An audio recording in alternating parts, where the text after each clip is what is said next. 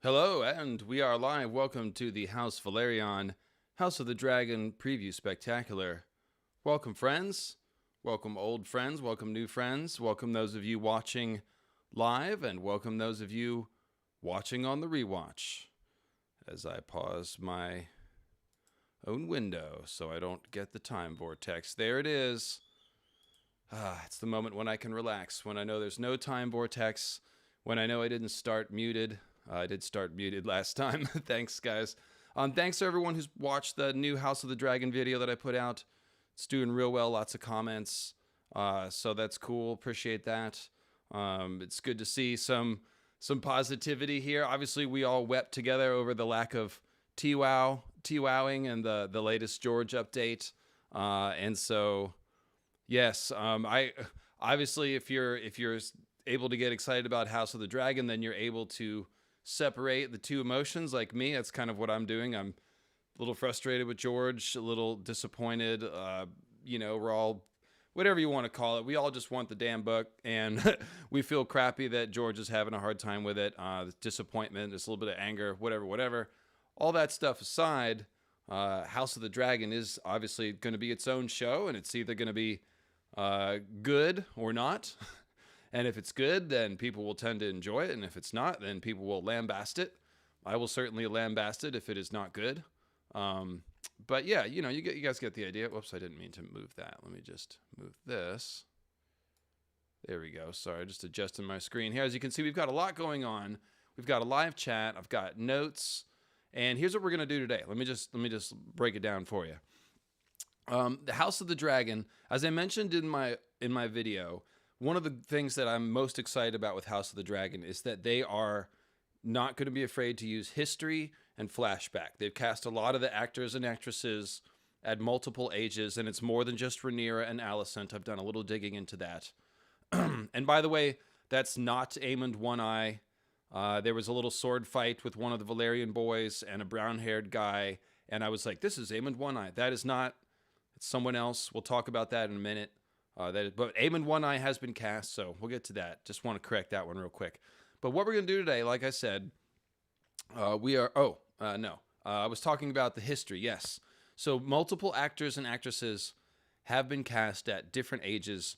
And in fact, the first season of the show, I have heard from reputable sources, is going to cover many years of history.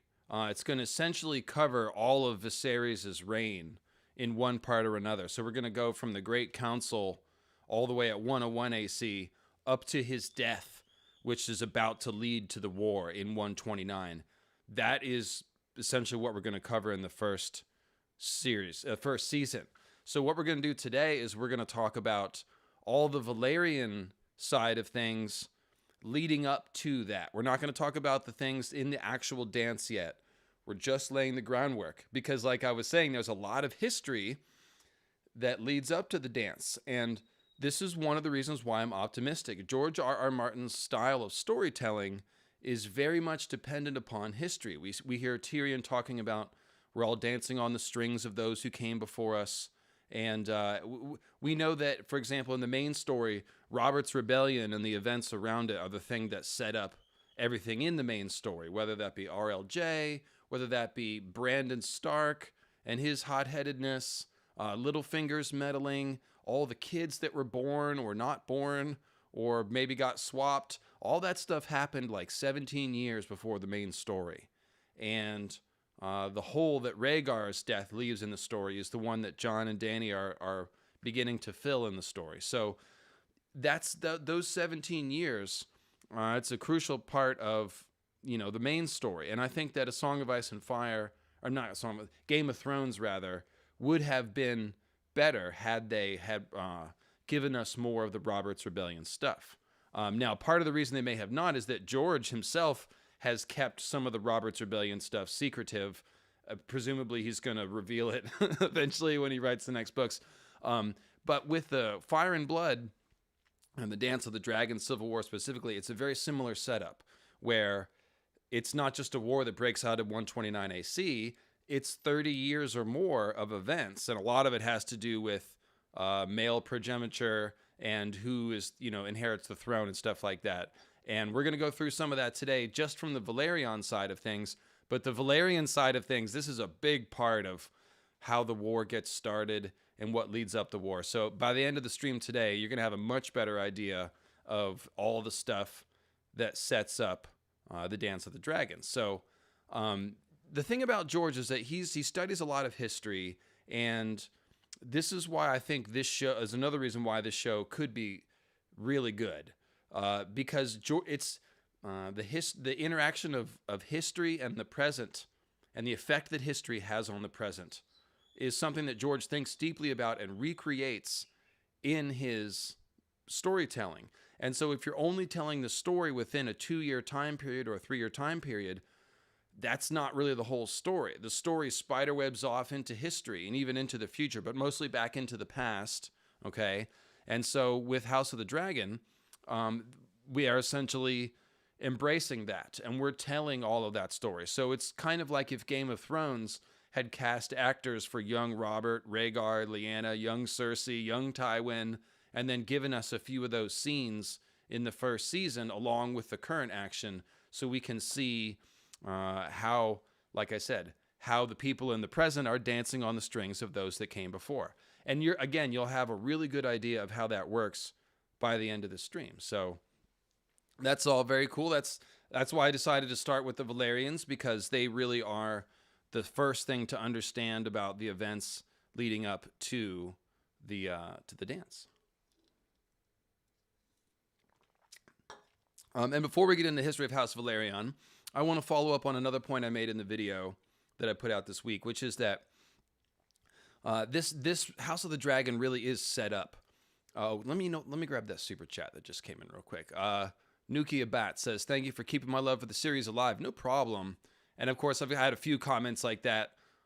So yeah, like I said, if it's good, you'll be here to enjoy it. If it's bad, then we'll just make fun of it and make the best of it. I'm definitely not going to try to hype it up if it's not good. If one scene is good and one scene sucks, then I'll make fun of the scene that sucks and praise the one that's good. That's how I approached Game of Thrones, the show, anyways. I wasn't afraid to praise the stuff they got right, even in the latter seasons that most of it was terrible. I still liked certain scenes and wasn't afraid to say so. And that's how I'll approach House of the Dragon. So, but yeah, I do think there's a lot of reason to be optimistic. And apropos of that, and another reason why I think that we can be optimistic is because if you are a TV show producer or showrunner, it was Dave and Dan before, and now it's Miguel. I think I said this wrong. It's Sapochnik. I think I said like Sapochnik or something. I'm really sorry about that. It's Miguel Sapochnik and Ryan Condal. And they, think about it this way. If you're a showrunner, would you rather have a story that is completed but doesn't have a lot of detail, which is what House of the Fire and Blood gives you? It gives you the eagle eye historical view of events, not a lot of dialogue. It's basically just, here's what happened. But you as the showrunner now get to flesh out the details, and you have an endpoint. Or would you rather be given a story that's highly, highly detailed, but stops abruptly 3/4 of the way through and leaves you to just fill in the rest? And not only that, all of the stuff from the are we having a little stream buffering? Let me know. It seems like a couple people are. Let me make sure I don't have some other YouTube window going that is affecting me. Hang on one second here. Sometimes I forget and leave something going. Oh, there's some dubstep. That's cool. I like dubstep. There's good dubstep, by the way. Most of you probably associate dubstep with really annoying Skrillex. There's other stuff in the world. But I digress. Okay, so I've done what I can for the stream. So yes, on one hand, the show adapting A Song of Ice and Fire is a challenge, not only because it stops and isn't finished, but because everything up to that is highly detailed. It's all spelled out, okay? And us book fans are already heavily attached to the specific lines of dialogue, the way certain scenes happen, all the details, the colors of people's eyes and their hair and all that stuff. So this is a lot of pressure as a showrunner, right? You know, to basically, you don't get any freedom to make things up. And if you get anything wrong, everyone's breathing down your neck. Now, Dave and Dan did a crappy job. I am very critical of them, so I'm not excusing Dave and Dan. I'm pointing out that basically the showrunners of House of the Dragon are being handed a much easier format of a story that's complete but lacking in detail. We're not all overly attached to the details. If they want to change people's ages a little bit, which they probably will, and condense events, which they probably will, that's fine. We're not really going to cry if they move the events of the tourney of 109 AC to 105 AC, right? Like it's not going to cause any gnashing of teeth. So I do think that that's another reason why they're set up for success. Also, we saw already that politics and dragons works pretty well on TV, right? We saw that. Like the early seasons of Game of Thrones are essentially for let me get back to my notes. Yeah, I don't need to leave that up. The early seasons of Game of Thrones are why is this? Sorry. The early seasons of Game of Thrones are mostly King's Landing politics, and that works really well. You know, it's basically medieval period drama type plotting and intrigue, but with just a little bit of arcana sprinkled in. And then the dragons pretty much always worked well on the screen. You know, even if it didn't make sense for Dany to burn the Lannister baggage train, it was friggin' awesome to see dragons fighting in the middle of war. It was sweet. You know, when Dany rode Drogon, it was awesome. When Dany's carrying the baby dragons around, it was awesome. Basically, everything with the dragons was pretty cool. So it's the things that fell flat is like the sense of the things that they had going on in the latter seasons. It turned into like kind of cheap Hollywood big budget action stuff, whereas before we had this tight political drama. So point being, House of the Dragon is basically politics and dragons. So it's kind of right in the wheelhouse of what we already know works, and I think that bodes well for the show. So I mean, it might not answer our deep questions about the White Walkers and stuff, but it's gonna be pretty awesome. Yeah, the dragons are gonna be much bigger, and there's gonna be more variety.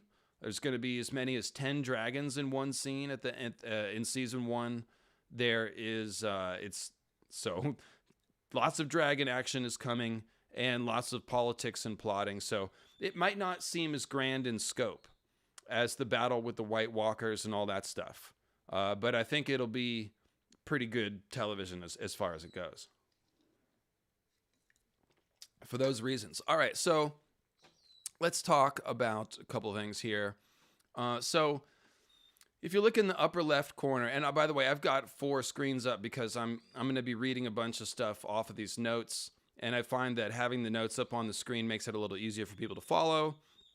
I'm also going to be cycling through the art as I talk and having the chat up on the screen. A lot of people have said they like that. So here we go.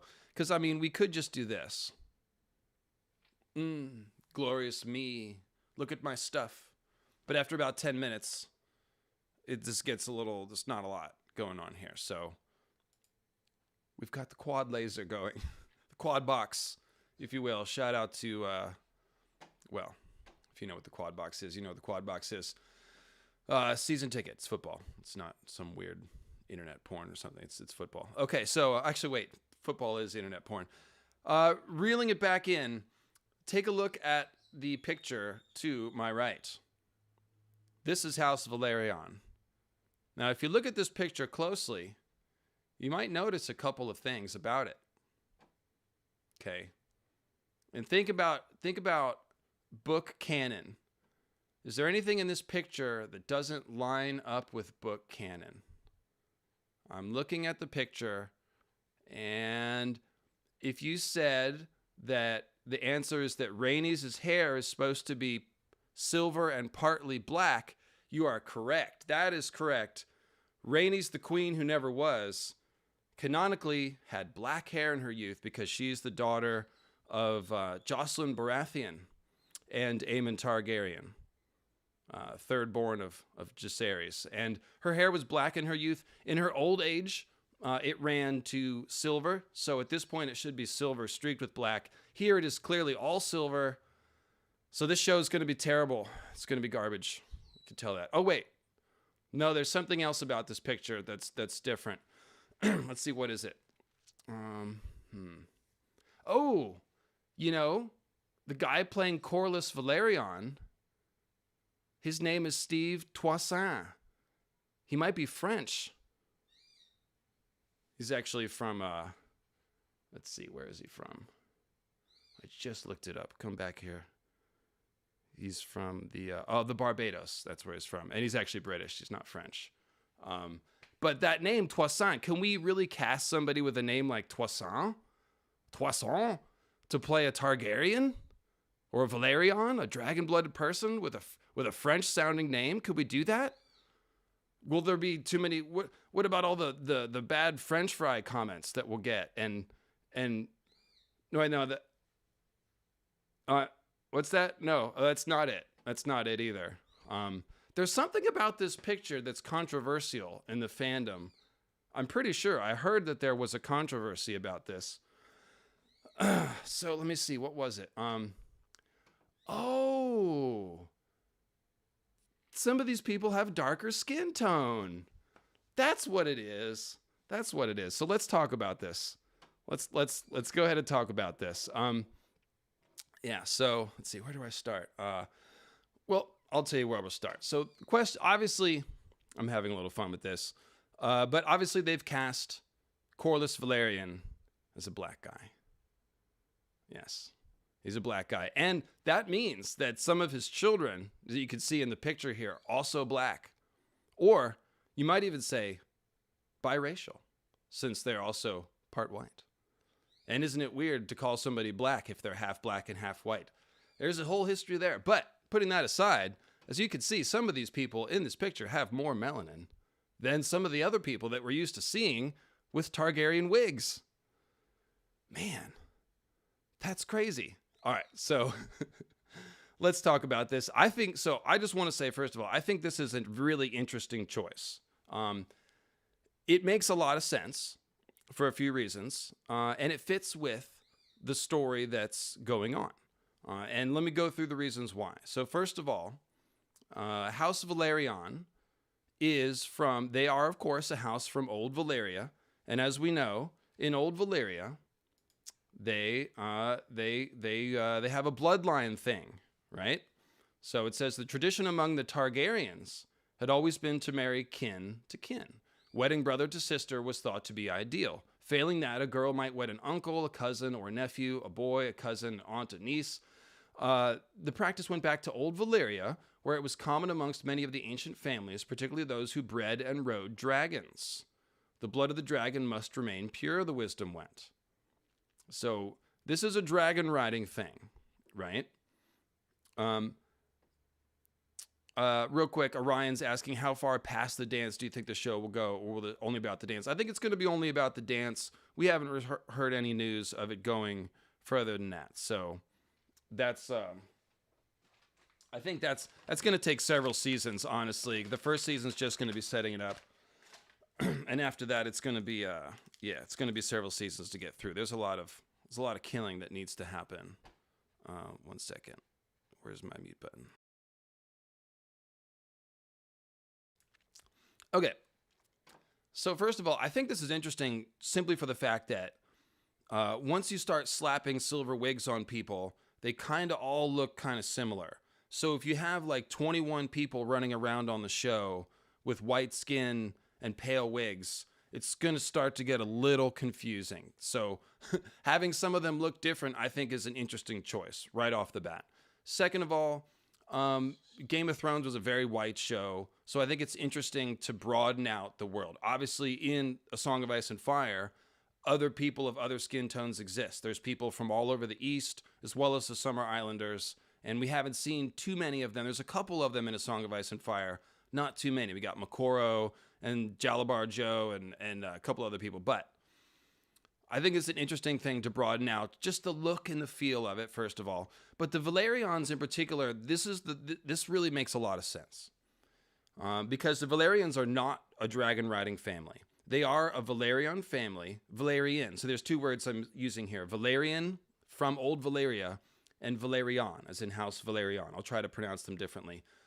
But House Velaryon, they came to Driftmark from Old Valyria before the Doom, and actually before House Targaryen.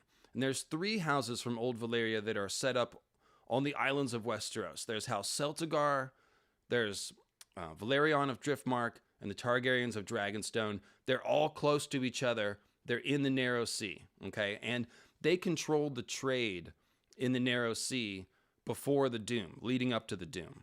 But Velaryon was there first, and they've never been a dragon-riding family, up until recently when they were intermarrying with Targaryens, which we'll talk about.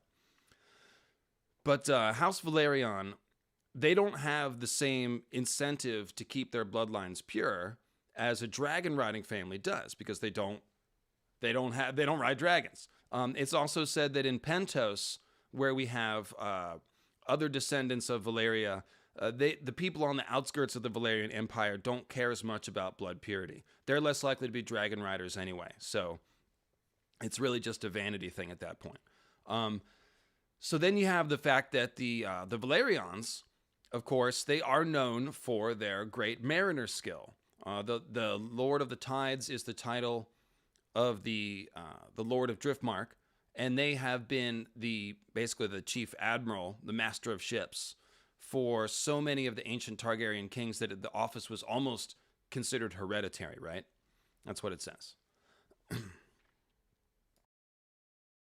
So any family that sails around the world and is involved in a lot of trade, they're naturally going to intermarry with people outside of their family. And we've even seen that in the current history, that the people on both the Velaryons on Driftmark and the Targaryens on Dragonstone, they love to sow their royal oats. There's a whole thing in Fire and Blood about the rite of the first night, and how there's dragon seeds all over Dragonstone, and how when the various Targaryen princelings would get some non-Targaryen lady pregnant, it was often regarded as a good thing because they would come and lavish gifts upon them, and it was, the Targaryens were looked at as somewhat godlike, so it's obviously kind of weird, and the first night is really messed up.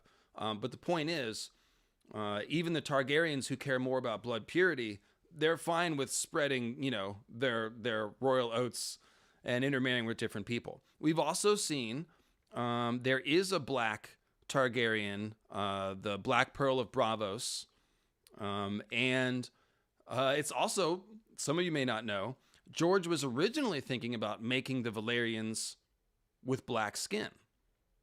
The same gold, silver, and metallic hair and purple eyes, but with black skin. He decided not to because he needed to make the Velaryons a slave empire. And it's a little awkward to take, obviously, the Velaryons and make them a slave empire of black people. I actually think that could have been an interesting choice, but George decided not to do it, didn't think it would go over quite right. But he did think about doing that. I suspect that he was thinking about doing that for reasons of symbolism as much as anything else. If you notice, all the Targaryen stuff is a black thing that's on fire. You got the black dragons breathing fire, black swords that might catch on fire. So the idea of dark-skinned people with silver and white hair, I think that Mokoro essentially was George revisiting this idea. If you remember Mokoro's skin, it's so dark and black that it's not even like Summer Islander black. It's like burnt black. I think it's possible that the Velaryons, this is what he was thinking about doing, making them almost like unnaturally dark skin, right, as opposite to the White Walkers. Exactly. It implies them more as magical. So for whatever reason, he decided not to do it, but he was thinking about doing it. So the idea of black dragon riders, black Velaryons, black Targaryens, it's something that's been in George's mind for a long time. Also would like to remind you that George is working very closely on House of the Dragon. So obviously if there was any problem with plot continuity and the Velaryons being black, George Martin might have said something, but he's on board with it, so you should be too. Okay. But getting back to the specifics of this, it makes sense. Corlys Velaryon, we don't know who his mother was. And his father is a character that didn't do anything in history. It's just a name that we have. Corlys took over the title of Lord of Driftmark from his grandfather, actually, Daemon Rhaenyra, who was master of ships to Aegon the Conqueror. And so there's really nothing to say that Corlys Velaryon couldn't be black. The skin tone of Corlys is never described. In fact, his looks are never described at all. Now, it's presumed that most people of Velaryon blood are pale skin, but as Grey Area pointed out in her tremendous video about Corlys Velaryon, which I recommend everybody watch, it's like 10 minutes of straight Grey Area fire, which I could never hope to reach the level of intensity-wise. But yeah, the descriptions are never given, and Valyria, being an empire that vacuumed up people from all over Essos, it's going to end up being a multi-ethnic empire. And so the only question is whether the families at the very top might be practicing a certain amount of blood purity. But if you walk around the streets of a Valyrian city, it's absolutely absurd to imagine it as an all-white city, or that all people of the entire Valyrian Empire were white. That's not how any history works anywhere. It's not. It's comical. So, of course, there would have been Valyrians that were part Marinese, or part Dothraki, or part Sarnori, or part whatever. So that's just like a safe assumption to make. So do we have confirmation that the Velaryons never owned dragons back in Valyria? It's not specifically said. They never brought any, so it's assumed that they weren't. And why did they leave there? That's not said either. Presumably for trade, because they set up shop on Driftmark and then dominated the trade of the Narrow Sea. It's basically the Valyrian Empire is expanding, and they have a tendency to set up outposts in places. Tyrosh started as a fortified trading outpost. That's how Dragonstone also started. So it's kind of a Phoenician thing that George is reproducing, where an empire will set up a fortified trading outpost on an island right offshore of a foreign land, and then engage in trade with that land. That's how the city of Tyre started. So that is essentially the model for, like I said, Tyrosh, as well as, I think, Lys as well, but definitely Dragonstone. So the Velaryons, we can presume that they went to Driftmark for reasons of trade. That is what they have done. They've got such a strong association with seafaring skill that that's probably always been their thing, I would assume. So then, getting back to House Velaryon, another reason why it makes sense to make them black is because it really works well with the plot line of Lenore and Rhaenyra's children being strong bastards, right? Rhaenyra has 3 children, supposedly with Lenore Velaryon, but Lenore Velaryon is gay and is in love with somebody else. And Rhaenyra is in love with Harwin Strong. So it seems like they've got one of those political marriages where they both realize that they're interested in other people. And Rhaenyra actually has all 3 of her kids with Harwin Strong. They're very obviously strong children. They come out with brown hair when both Lenore and Rhaenyra have silver hair. And you got these kids with brown hair, and they don't have the aquiline Valyrian features, the more rounded common features of House Strong. And Rhaenyra's palling around with Harwin Strong. So it's pretty clear. And everyone in the realm knows, essentially, that they're bastards. But Viserys and Rhaenyra force everyone to pretend like they're not. So the idea that Lenore is black and Rhaenyra's 3 kids are going to be white kids with brown hair, which, by the way, I checked. And the strong children have indeed been cast as white kids with brown hair. It means that it's going to be obvious, yes, that Rhaenyra's kids probably aren't Lenore's. Now, Lenore, as you can see, he's biracial, so he's got a lighter skin tone than Corlys. So it is conceivable that his kids could come out looking basically white, but it's it's not quite right. They should have curly hair or something, and they're not. They're going to look like Strongs. So it's going to be obvious that they're bastards, but that's exactly how it is in the books. So there's no part of the canon that's disrupted by making them black. It makes it more interesting. It's believable with, again, Driftmark or the Velaryons being people that traveled so much. So where that leaves us, essentially, is that it's a pretty interesting change, and it doesn't violate the canon at all.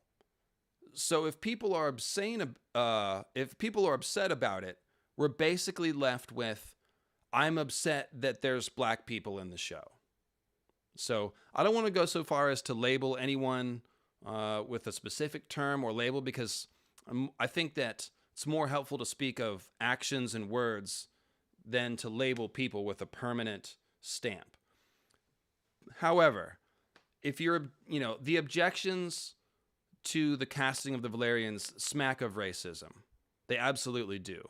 And going further, I would say that people who are hypersensitive to anything being woke or more diverse than it was originally, or than the source material is perceived to be, or than the last version of a movie was, like, I think that y'all need to do some soul searching. And I think that a lot of you, speaking charitably, have fallen into some dark corners of the internet, and you've essentially been radicalized by propaganda. I will say that. And I will say that if you're someone who is upset about more diversity in movies and stuff, this is probably not the channel for you. In fact, I will be happy to block any and all of you who want to leave comments about, oh, it's too woke, and oh, it's going to be trash because they cast black people. Like, I just want to tell you that A, this is not your place. B, y'all sound silly. Like, worse than silly, but it sounds pretty silly. It's like, it's just basic. I mean, you guys, it's boring. That's the thing. Like, when I see these comments on my video and I'm deleting them or banning them, like, I don't even feel the need to respond to most of it, because it's just the same boring old shit that you always see. It's going to be woke trash because they cast black people. The show's going to be terrible because I looked at it and I saw that there's a black person cast when I thought that was going to be a white person. That means this is part of the conspiracy, and they are ramming down diversity in my face or in my throat, or some equally sort of, homoerotic metaphor that they seem to always reach for. I don't know what to say. The rest of the world thinks y'all sound really silly, and I'm not going to keep going on and on forever, by the way. I want to get this out of the way, because we're going to be talking about House of the Dragon for at least a year, 2 years, 3 years, and I'm really, don't want to hear any of y'all's trash comments. So if I'm triggering you right now, absolutely, just bow out or say something obnoxious so that Minty or one of my mods can ban you and we don't have to hear your garbage anymore. If you're watching this after the fact and you're feeling triggered, please leave a comment so I can ban you, so that you can never comment on my channel again. This is not really an emotional thing for me. It's just like, the rest of us who want to enjoy nice things have to step around your bullshit. And so the easier that you could make it for us to step around your bullshit is easier for us. So thank you. And like I said, take a look in the mirror, ask yourself why it bothers you that there's black people in media. Because guess what? These people are all wearing wigs. Okay? They don't have purple eyes. They should have purple eyes, but they don't. This is all magic. This is fantasy. They're riding dragons. That doesn't mean the show isn't serious and it shouldn't have serious story writing and stuff. But for real, it's okay. It's okay. So that being said, okay. So are we here? Are we good? Are we clear? Is it just me and you myth heads now? I'm sorry that I had to climb on my podium there. But unfortunately, like I said, those of us who want to enjoy the show and talk about things like rational human beings have to sort of step around. It's a small minority, but they're very vocal. They get out in the comments, and they want to enforce their opinion, you know, blah, blah, blah, blah. You know how it is. So for the most part, I'm probably only talking to 5 or 6 people. Most of you guys are great. You know, we've been curating the audience here for a long time, so I don't expect too many of these. But of course, I'm always trying to get my channel out to new people, and when we get the channel out to new people, it means that we have to sift through them. So here we are. So now that we've said that, and you're welcome, Mr. Quentin, and DM Collins. Yep. No, this is definitely going to be a place that we can all enjoy the show without having to deal with that kind of stuff. So now that we have gotten that out of the way, I need like a drink of water or something. I thought about how I was going to say all this a lot. Obviously, it's important stuff. I do want to say again that Gray Area put out a great 11-minute video about this. If one of my mods hasn't shared it, it's easy. Just look for Corlys Velaryon Gray Area. She's got a couple of great videos on Corlys. She's always been a Corlys fan, so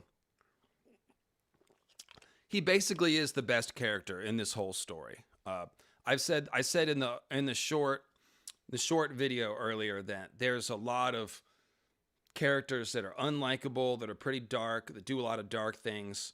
Corlys is one of the few good ones. Rhaenys, for the most part, is too. That doesn't mean they're perfect. Corlys definitely is ambitious, and we can question some of his decisions, but for the most part, he's a character that we're going to be rooting for. He's going to be there through the entire show. So that's, you know, he's going to be an anchor. Rhaenys will be there most of the show. So yeah, that's definitely an amazing character. And we've talked about the Sea Snake before. We're not going to talk about all of his life, but we're definitely going to get into a little bit of it. So first of all, House Velaryon, as I mentioned, they are the blood of old Valyria, and as such, they have been marrying with Targaryens for a long time. A long time. And this is important history to know. So Laina Velaryon was the mother of the conquerors Visenya, Aegon, and Rhaenys. So that's kind of important, right? Literally, the mother of the conquerors was a Velaryon, and she herself was half Targaryen, which means that the previous generation also intermarried Velaryon and Targaryen. So there's 2 Velaryon and Targaryen intermarriages before Aegon the Conqueror that we know of. And potentially there could be more because the Targaryens were on Dragonstone for 100 years before the conquest, 112, I believe it was. So then, like I mentioned, Lord Daemon, he was born somewhere between 11 BC and 2 AC, and he died between 77 and 90 AC. He was the master of ships to Aegon the Conqueror, and he is the grandfather of the sea snake, Corlys Velaryon. So he's an important character. He didn't intermarry with any Targaryens, but the Velaryons, what was I going to say? They threw down with Aegon at the beginning. They were like the first ones to be like, yes, we're with you, Aegon. Let's conquer the 7 kingdoms. You know, fuck Argilac, the arrogant, all that stuff. So Daemon threw down. Then we see another generation later, there's Alyssa Velaryon, born in, you know, she lived from 7 to 54 AC. She was the wife of King Aenys Targaryen, who was the 2nd Targaryen king. Aegon the Conqueror's firstborn son, Aenys, married a Velaryon, Alyssa. Alyssa and Aenys were the mother of Jaehaerys and Alysanne, the greatest Targaryen kings, essentially, king and queen, the greatest monarchy of all of Targaryen history. So that's pretty important. Then Alyssa remarried Rhaegar Baratheon and gave birth to Jocelyn and Bormund. And Jocelyn Baratheon is the mother of Rhaenys, the queen who never was, who is in the picture right here. So the Velaryons have been, they are essentially at this point as Targaryen as the Targaryens. That might be the easy way. Oh, do we need some slow mode? Okay, how do I put it on slow mode? Let me see if I can do this easy. So we have an account spammer. It's funny how things like racism and trolling go together, isn't it? Let's see here. I think if I go to this page, Let's see here. Here, I'll tell you what. I'll give you some music, and I will figure out how to do this. So many windows. Yes.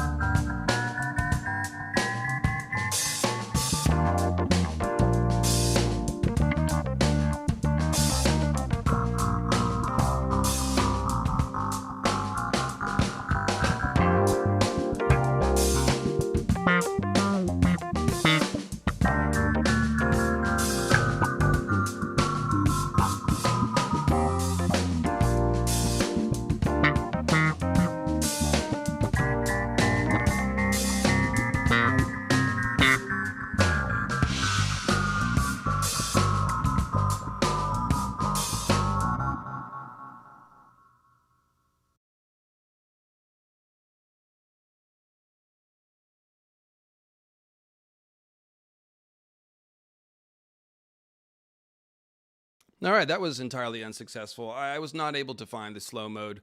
So, yeah. Sorry, mods. If I need to make more mods, I can do that. But I can't, I cannot figure out how to do the slow mode. It doesn't look too bad. Who can I deputize? Who can I deputize? Who's good at banning people? And yes, Ryan, I picked my shirt to match the Velaryon colors. Absolutely, I did. Let's see. Kugel Blitz. There you go. You have a ban hammer. Use it well. Looks okay. I don't think it's I think it's be all right. All right, so let's roll on here. So Alyssa Velaryon, important figure, like I said. She is the mother of Jaehaerys and Alysanne, as well as Jocelyn Baratheon, who is then the mother of Rhaenys. So the awesome music we just heard, DM Collins, that is a funky version of the Game of Thrones theme that I did with my cousin Jamie. I play the bass guitar. Biggity beat.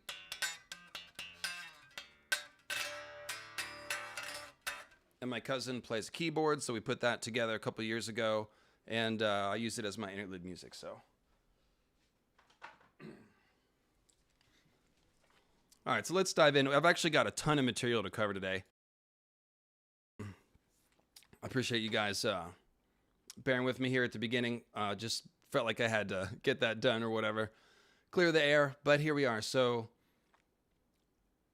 basically, I just wanted to give you guys an idea that, like I said, the Velaryons are almost as Targaryen as the Targaryens. So they are both from Valeria, and they are both sitting in the Narrow Sea, and they're both getting rich off trade. Then Aegon decides to conquer Westeros. The Velaryons sign up, okay? And they've, again, already related. They're already intermarried 2 generations back at this point. So then they go on and they continue to intermarry. So like I said, the Velaryons and the Targaryen, they're basically like a cousin, not cadet branch of House Targaryen, because they're their own thing, but they're very much cousin houses. They're very, very similar, and that's gonna play into this whole thing. So let's talk about Corlys Velaryon, Lord of the Tides, Master of Driftmark.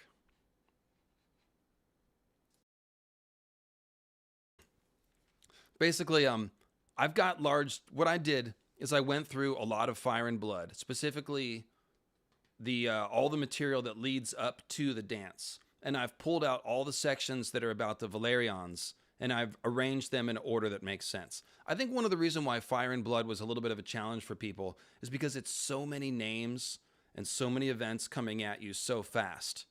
And none of them have a time to become real. And they start to get a little confusing. So I think the key is that if you slow down and consider what's going on, there's a lot of really good action and storytelling and good characters, a lot of good twists and turns. And so that's what I did. I basically, by focusing on all the Velaryons today, we're going to get a much clearer idea of their role in the events than you might get if you just sort of roll through Fire and Blood really quick.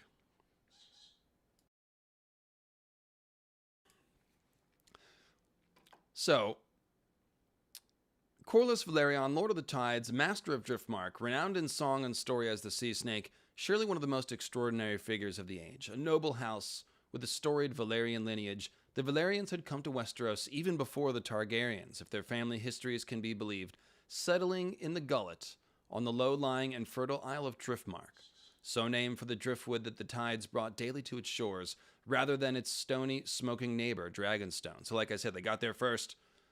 They picked the better island, the greener island. Though never dragon riders. Okay, well, so there you go. Though never dragon riders, the Velaryons had for centuries remained the oldest and closest allies of the Targaryens. The sea was their element, not the sky. During the conquest, it was Velaryon ships that carried Aegon's soldiers across Blackwater Bay and later formed the greater part of the royal fleet.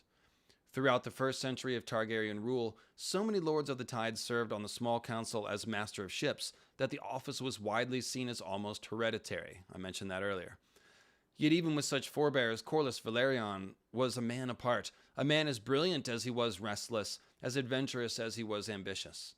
It was traditional for the sons of the Seahorse, the sigil of House Velaryon, to be given a taste of a seafarer's life when young, but no Velaryon before or since ever took to shipboard life as eagerly as the boy who would become the Sea Snake. He first crossed the narrow sea at the age of 6, sailing to Pentos with an uncle. Thereafter, Corlys made such voyages every year.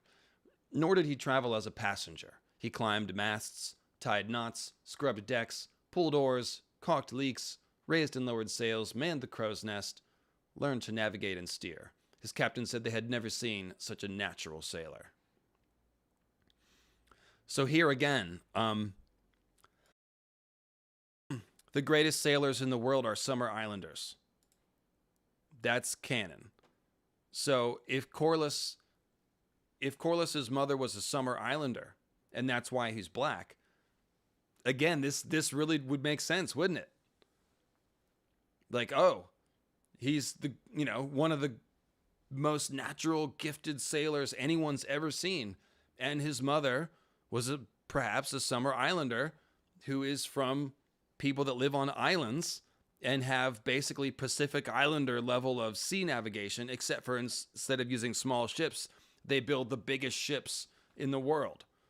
So here again, it makes sense to make the Velaryons black, especially if we're tying that blackness to Summer Islanders, which I would assume they probably are. So there you go. I might have to get up and make some tea in a second. I've got a fair amount of talking to do today. So at age 16, he became a captain, taking a fishing boat called the Cod Queen from Driftmark to Dragonstone and back. In the years that followed, his ships grew larger and swifter, his voyages longer and more dangerous. He took ships around the bottom of Westeros to visit Old Town, Lannisport, and Lordsport on Pike. He sailed to Lys, Tyrosh, Pentos, and Myr. He took the Summer Maid to Volantis and the Summer Isles, the Ice Wolf north to Braavos, Eastwatch by the Sea, Hardhome, Shivering Sea, Lorath, Port of Ibben. On a later voyage, he and the Ice Wolf headed north once more, searching for a rumored passage around the top of Westeros. So that's how ambitious he got. He sailed everywhere. Lang, Shai, Ibben, Mossavi, wherever. And then he's like, where else could I sail? Maybe I could try to sail north around the world. So the only thing he didn't try was going west from Westeros. Maybe he would have gotten to that eventually. But as you can see, an ambitious fellow. His most famous voyages were those he made on the ship that he designed and built himself, the Sea Snake. Okay, so he built a ship himself. He's not just a sailor of ships. he's like, I have ideas about how we can build a better ship. And then he built that. Obviously, he had help, but he's not only a sailor. That's the point. Let's see here. Traders from Old Town and the Arbor oft sailed as far as Karth in search of spice, silk, and other treasures, but Corlys, Velaryon, and the Sea Snake were the first to go beyond, passing through the Jade Gates to Yi Ti and the Isle of Lang, returning with so rich a load of silk and spice that he doubled the wealth of House Velaryon in a stroke. On his second voyage in the Sea Snake, he sailed even farther, to Ashai by the Shadow. On his third, he tried the Shivering Sea instead, becoming the first Westerosi to navigate the Thousand Islands and visit the bleak, cold shores of Nagai and Mosavi. In the end, the Sea Snake made 9 voyages. On the 9th, Sir Corlys took her back to Karth, laden with enough gold to buy 20 more ships, and load them all with saffron, pepper, nutmeg, elephants, and bolts of the finest silk. Only 14 of the fleet arrived safely at Driftmark, and all the elephants died at sea. Yet, even so, the profits from that voyage were so vast that the Velaryons became the wealthiest house in the 7 kingdoms, eclipsing even the Hightowers and Lannisters, albeit briefly. So, going back to the first picture, that's why these folks are decked out in gold like this. They are the richest folks in the land, and that is from Corlys's deeds. So, he's basically, he's a self-made man. I mean, the Velaryons are already obviously a noble house, and they were powerful, and they were obviously fairly wealthy from their trade, but they were not the richest family in the kingdom. He did a whole different thing. As you can see, he went to new places beyond the normal trade routes, brought back goods that are uncommon, and got really rich. So that's important to know about him, is that he's not somebody that was handed money. He earned it himself, and he, did it the hard way. He started off as a deckhand, did all the hard stuff. So he's kind of like the general that's fought on the front lines. He's been there and done that every step of the way. He never gives anyone a command to do something that he probably hasn't done himself. So it says, this wealth Sir Corlys put to good use when his aged grandsire died at the age of 88, and the Sea Snake became Lord of the Tides. So he inherited from his grandfather. That's like I said, that's Daemon. The seat of House Velaryon was Castle Driftmark, a dark, grim place, always damp and often flooded. Lord Corlys raised a new castle on the far side of the island. High Tide was built of the same pale stone as the Eyrie, so white marble, its slender towers crowned with roofs of beaten silver that flashed in the sun. So this should be pretty nice looking castle if they follow the canon there. Let's see. When the morning and evening tides rolled in, the castle was surrounded by the sea, connected to Driftmark proper only by a causeway, so a little bit like River Run. To this new castle, Lord Corlys moved the ancient driftwood throne, a gift from the Merling King, according to legend. And of course, we've talked about that in some of our more, mythical symbolism-related discussions. But we won't go into that now. It's all parallel to the Ironborn symbolism, obviously.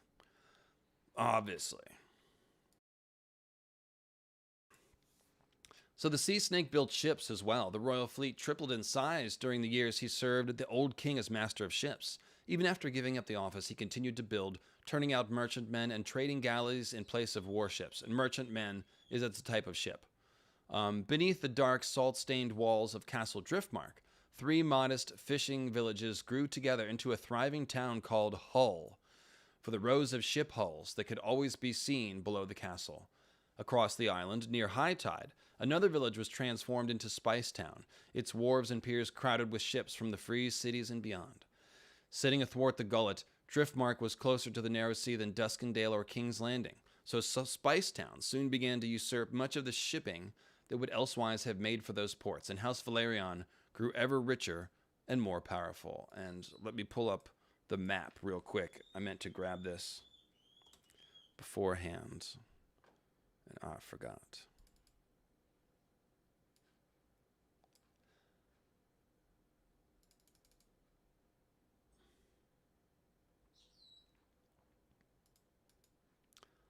Okay. So, Dragonstone is the smaller one here, right under the word Dragonstone, just down and to the left. That is Driftmark. Right at the end of the R in Blackwater Bay, if you can see my mouse there. That's Driftmark. Claw Isle, that's where the Celtigars live. So those are your three Valyrian houses. Claw Isle, Dragonstone, and Driftmark. So that's... And then King's Landing, of course, is all the way in the bay here. So a lot of the action for this show, House of the Dragon, is going to be pretty contained, to be honest. It's going to be mostly taking place at King's Landing, Dragonstone, Driftmark, a little bit at Harrenhal, and then in later seasons, it'll move a little bit into the Reach. And there might be a couple scenes at the Eyrie. But that's pretty much it. It's going to be a very contained... That's another reason why this is a better choice to adapt. It's just a very contained story. We don't have to deal with the time-traveling madness of Peter Baelish's teleportation. You know, he's in the north, and then he's in King's Landing, and then he's back at Winterfell. They don't really have to do that. It's all going to be very close together. So I'll actually add this picture to my... There. I can put it here.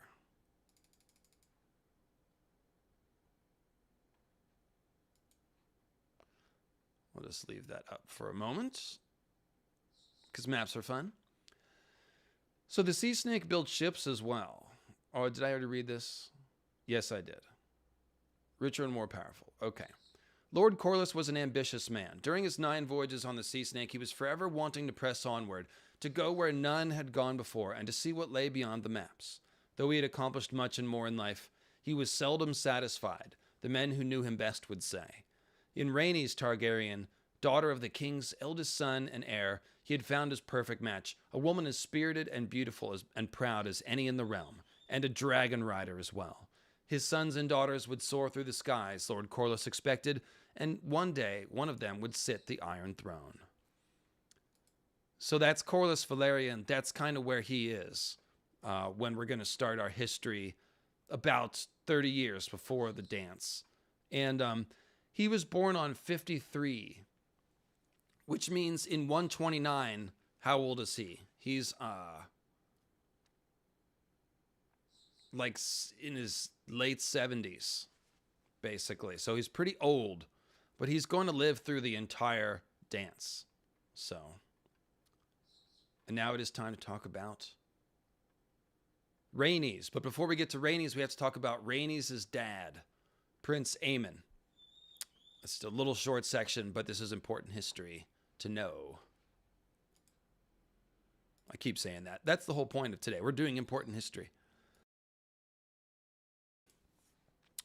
So, Prince Aemon Targaryen, he is the third-born child of Jaehaerys and Alysanne. Their first child died early. Second child was named Daenerys, who we'll talk about in a minute. Their first male son, their first male child is Prince Aemon. And he is, again, the father of Rhaenys, the queen who never was, who is who we're about to lead into. So for the entire year of 89 AC, the king, that's Jaehaerys, remained on the move, At Highgarden, he was joined for a time by his granddaughter, Princess Rhaenys, who flew to his side on Meleys, the Red Queen. Together, they visited the Shield Islands, where the king had never been before. And of course, here's Meleys, the Red Queen, by Nika Minoru. With the canonically accurate black hair for Rhaenys, you'll note. Okay, so here we got Rhaenys is flying with her grandfather, King Jaehaerys. So this is a pretty cool little tidbit. It's the first thing we hear about Rhaenys. So together they visited the Shield Islands where the king had never been before. Jaehaerys made a point of landing on all 4 shields. It was on Green Shield in Lord Chester's hall that Princess Rhaenys told him of her plans to marry and receive the king's blessing. You could not have chosen a better man, he said. In the 90th year after Aegon's conquest, the king and queen, that's Jaehaerys and Alysanne, shared one of their last good times together as they celebrated the wedding of their eldest grandchild, Princess Rhaenys, to Corlys Velaryon of Driftmark, Lord of the Tides. At 37, the sea snake was already hailed as the greatest seafarer Westeros had ever known. But with his 9 great voyages behind him, he had come home to marry and make a family. Only you could have won me away from the seas, he told the princess. I came back from the ends of the earth for you. Rhaenys, at 6 and 10, was a fearless young beauty, and more than a match for her mariner. A dragon rider since the age of 13, she insisted upon arriving for the wedding on Meleys, the Red Queen, the magnificent scarlet she-dragon that had once borne her aunt Alyssa. That's Alyssa Targaryen, by the way, not Velaryon. And then she says, we can go back to the ends of the earth together, she promised Sir Corlys, but I'll get there first, as I'll be flying. So you can see these two are both got a lot of moxie. They're definitely daring and bold. They're both badasses. And that's why I said they just kind of have gravitas for days. You can see in this picture, like these people walk like this because they have major swag. I mean, these are just accomplished people. Rhaenys is about 55 here. Corlys is, in the books, again, he's late 70s. They may change that. He looks a little younger. He looks more like in his 50s here. So they may change that a little bit. But the accomplishments don't change. Like, these are powerful people. These are bold people. These are daring people who have taken risks all of their lives. And they're still here to tell the tale. They've only gotten more successful, more powerful. So that's what you're seeing there. And of course, here's a really nice, you can see the caring here. This looks like they're finding out some bad news in this scene and holding each other. And Corlys and Rhaenys definitely received some bad news through the events here. So this looks like one of those moments. This doesn't look like an I love you moment so much as how are we gonna deal with this kind of moment. But it's a tender, loving relationship is the point. So a couple of characters that we can pretty much root for, and like I said, that will be with us for most of the show. And it's important to point those out because a lot of people are going to come and go.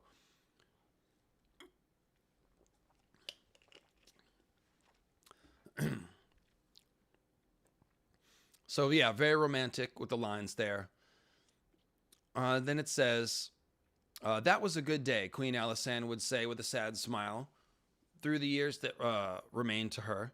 She was 54 that year, but sad to say, she did not have many good days left. It's not within the scope of this history to chronicle the endless wars, intrigues, and rivalries of the free cities of Essos, save where they impinge upon the fortunes of House Targaryen and the Seven Kingdoms. One such time occurred during the years 91 and 92 AC, during what is known as the Myrish Bloodbath. We should not trouble you with the details. Suffice it to say that in the city of Myr, actually, you know what? I'm going to skip through a little bit of this because I realize that we're already like an hour into the stream, and I've got so much I want to get through. Basically, there's a rebellion. They go to Tarth, and Prince Aemon, that's the firstborn son of Jaehaerys. He leads the assault with the Sea Snake, and they're doing pretty well. But he's basically hit by a stray arrow. He's standing next to Lord Cameron, the Evenstar of Tarth, and an assassin tries to kill Lord Cameron and hits Aemon instead. The iron bolt punched through the prince's throat, out the back of his neck. The Prince of Dragonstone fell to his knees. He was dead, drowned in his own blood at age 37. How can my words tell of the grief that swept the Seven Kingdoms then? Of the pain felt by King Jaehaerys and Queen Alysanne, of Lady Jocelyn's empty bed and bitter tears, and the way Princess Rhaenys wept to know that her father would never hold the child she was carrying. And that brings us to Prince Rhaenys. So with that, I need to put on some tea real quick. Let me play for you the trailer, the newest trailer. And I'll be right back.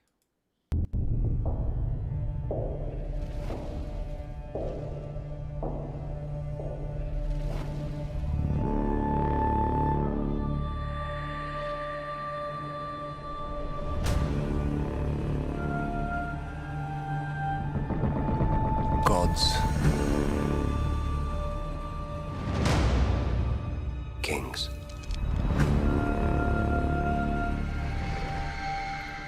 Fire.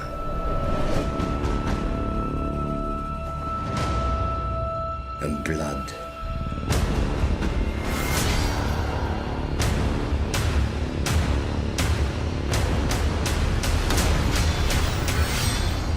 Dreams didn't make us kings. Dragons did.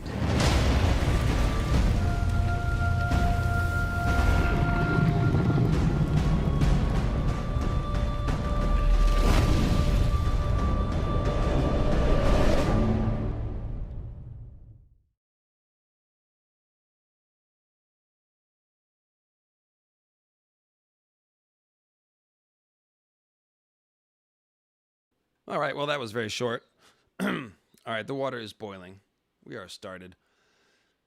So Princess Rhaenys Targaryen of Driftmark, the queen who never was, as seen here in this picture. And also in this picture by Drafturgy.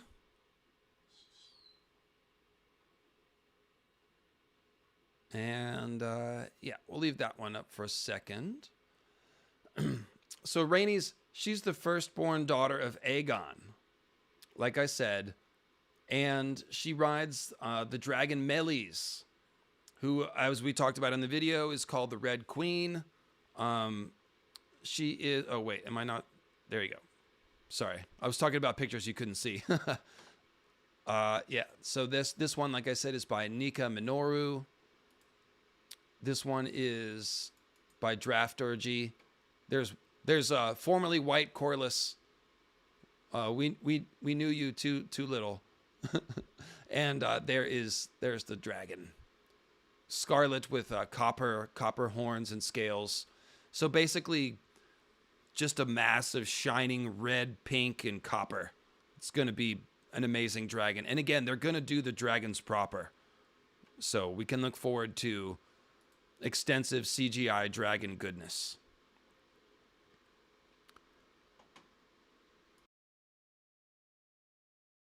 How are we doing over here in this chat? It looks pretty... Looks mostly normal. Cool. So, okay. So this is the beginning of a section of Fire and Blood. This is going to lead into Rhaenys, but this is basically going to begin a long string of the Velaryons being insulted by House Targaryen, and specifically by the people who are in power right now. And that's kind of the story. Her whole nickname, the Queen Who Never Was, is talking about the fact that she was passed over for the throne a couple of times. That's essentially the deal. So it says, the seeds of war are often planted during times of peace. So it has been in Westeros. The bloody struggle for the Iron Throne, known as the Dance of the Dragons, fought from 129 to 131, had its roots half a century earlier, during the longest and most peaceful reign that any of the Conqueror's descendants ever enjoyed, that of Jaehaerys I Targaryen, the Conciliator. The old king and the good Queen Alysanne ruled together until her death in 100 AC, aside from 2 periods of estrangement, which we'll talk about one of them, and produced 13 children. 4 of them, 2 sons and 2 daughters, grew to maturity, married, and produced children of their own. Never before or since had the 7 kingdoms been blessed, or cursed in the view of some, with so many Targaryen princelings. From the loins of the old king and his beloved queen sprang such a confusion of claims and claimants that many maesters believed the Dance of the Dragons or something similar was inevitable. And here again, I will return to my earlier comments saying that, like, why not have some of these people look different? Do we really need 21 pasty-faced people wearing silver wigs? Like, we don't. It's okay. Mix it up. Variety. It's good.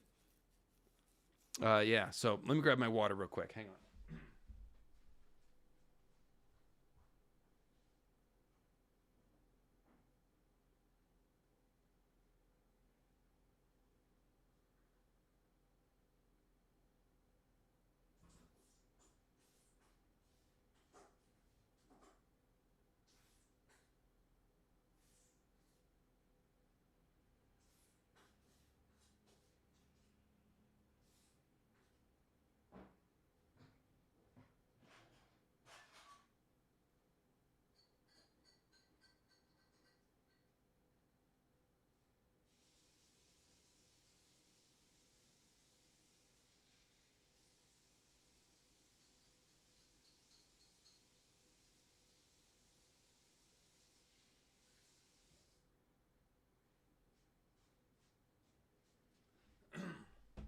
So sorry, you guys. Thanks for bearing with me. My beloved tea assistant is not here.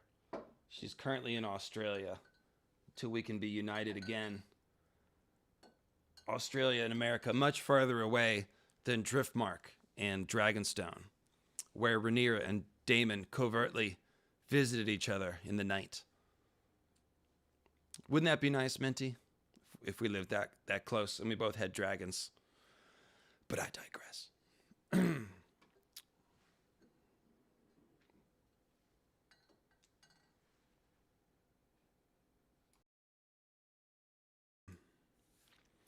So this was not apparent in the early years of Jaehaerys' reign, for in Prince Aemon and Prince Balon, his grace had the proverbial heir and a spare. Seldom had the realm been blessed with two more able princes. And here's the important point. Aemon is well loved. Rhaenys is dad. He's well loved.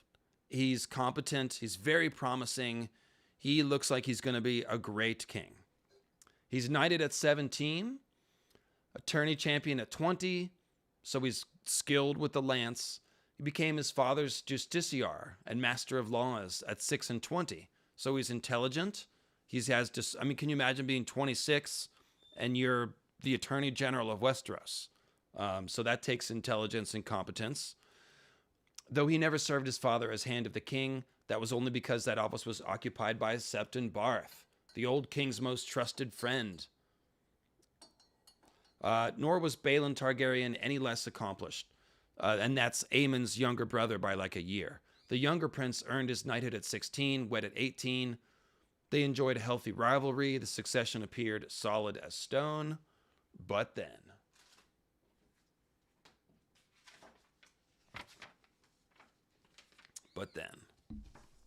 what had happened was... Aemon died, like I said. He was slain on Tarth. The king and queen mourned his loss, the realm with them. But Balon is the saddest. He went and avenged his brother. Bloody, bloody, bloody. The small folk loved Balon the Brave, and the lords of the realm saw him as his brother's obvious successor.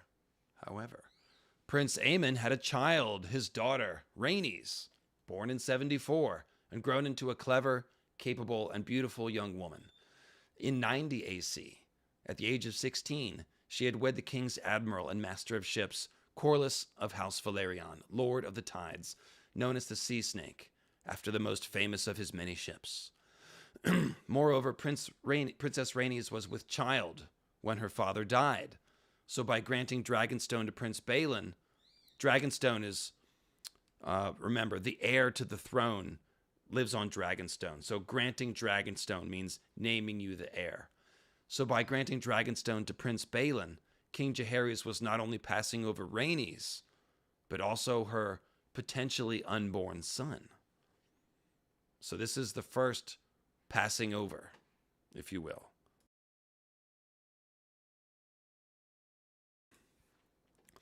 So the king's decision was in accord with well-established practices.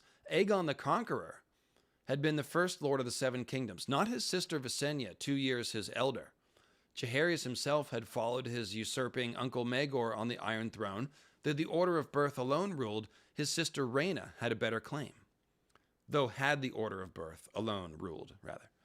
So Jaehaerys did not make his decision lightly. He's known to have discussed the matter with his small council. Undoubtedly, he consulted Septon Barth, as he did on all important matters, and the views of Grand Maester Elessar were given much weight. All were in accord.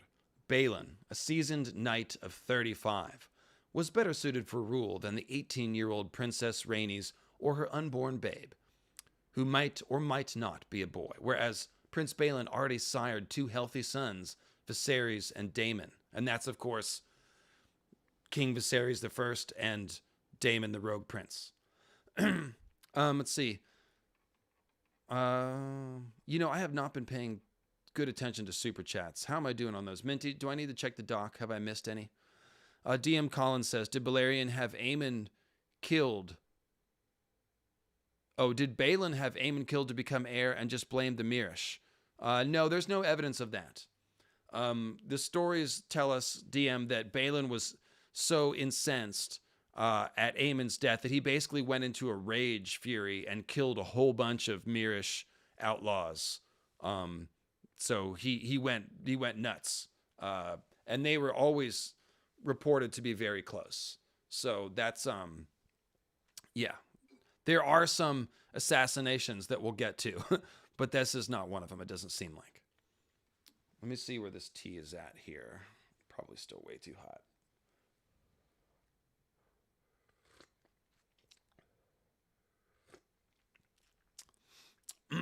That's not too bad.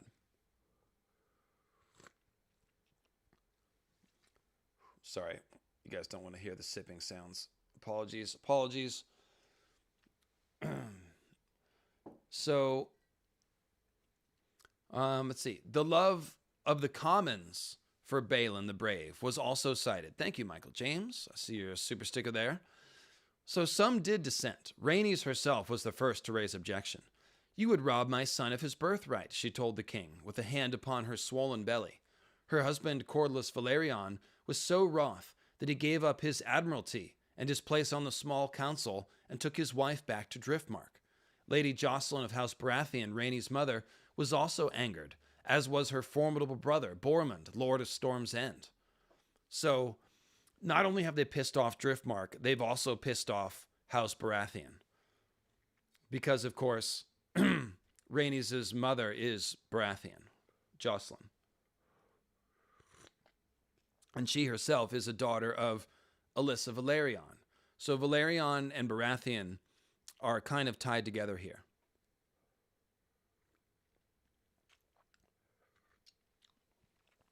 But even more important is good Queen Alysanne. The most prominent dissenter is good Queen Alysanne, who had helped her husband rule the Seven Kingdoms for many years and now saw her son's daughter being passed over because of her sex. Gender, actually. "A ruler needs a good head and a true heart," she famously told the king. "A cock is not essential. If your grace truly believes that women lack the wit to rule, plainly you have no further need of me." And thus Queen Alysanne departed King's Landing and flew to Dragonstone on her dragon Silverwing. She and King Jaehaerys remained apart for 2 years, the period of estrangement recorded in history as the Second Quarrel. So this is a big deal. And I got some Jaehaerys and Alysanne here. There's Jaehaerys and Alysanne. That's them as when they were young. Here's old Jaehaerys. I have an old Alysanne somewhere, but I forgot to open it up. So we'll just put it here for now. So this is the Second Quarrel. This is a big deal. Alysanne is not happy. And there's an older precedent to it also. We'll talk about Princess Daenerys in a second. But essentially, this is because remember these laws are up for interpretation, and Alysanne is also she's a big feminist. Like she's the one who changed the right of the first night. The right of the first night was legal. That was a law, and she looked at it and said, "This law is unjust, and it's causing not only misery but strife and dissension amongst our lands." Because remember, she had a big hearing, and a bunch of people came from around the realm and told all the horror stories of the first night. And then she convinced Jaehaerys to abolish it. So laws can be changed. Unjust law is unjust. The fact that it's legal doesn't change the fact that it's unjust. So remember that.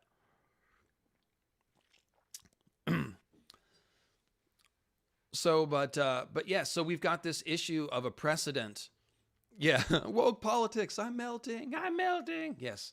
Well, that was the other thing about the people that are, it's like if you're upset that Corlys was cast as a black person, it's like, well, I got news for you. There's a whole bunch of feminism coming your way too, because a big part of the plot of this whole thing has to do with male primogeniture. Sorry, I do know words, primogeniture, and the passing over of qualified women for the throne in favor of less qualified men. That is part of the problem. Now, Balon is qualified, but as we go on further, we'll see that changes as far as who's picked. And Rhaenys is qualified too, of course.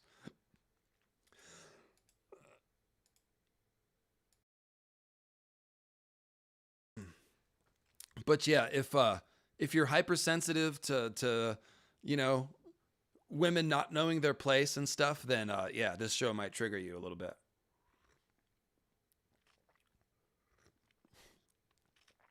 Yeah, warning. So second quarrel, 2 years of estrangement because of this issue. The old king and the good queen were again reconciled in 94 by the offices of their daughter, Septa Miguel, but never reached accord on the succession. The queen died in 100 at the age of 64, still insisting that her granddaughter Rhaenys and her children had been unfairly cheated of their rights. The boy in the belly, the unborn child who had been the subject of so much debate, proved to be a girl when born in 93 AC. Her mother named her Laina. The next year, Rhaenys gave her a brother, Lenore. And this is Laina in the upper right-hand corner and Lenore in the center of the Velaryon picture. See, Prince Balon was firmly ensconced as heir apparent by then, yet House Velaryon and House Baratheon clung to the belief that young Lenore had a better claim to the Iron Throne, and some few even argued for the rights of his elder sister, Laina, and their mother, Rhaenys. So then we go back in time.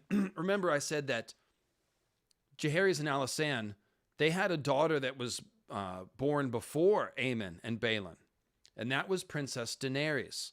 And I'm going to read these little clips about Daenerys because A, it builds up the storyline of Alysanne and who has the right to inherit, and also has a couple of course, nods to the Daenerys that we all know and love.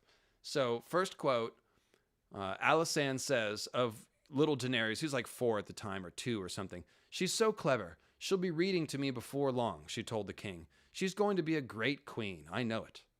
Next quote, Princess Daenerys shared their delight, though she told her mother in firm terms that she wanted a little sister. And this is when Alysanne was pregnant again.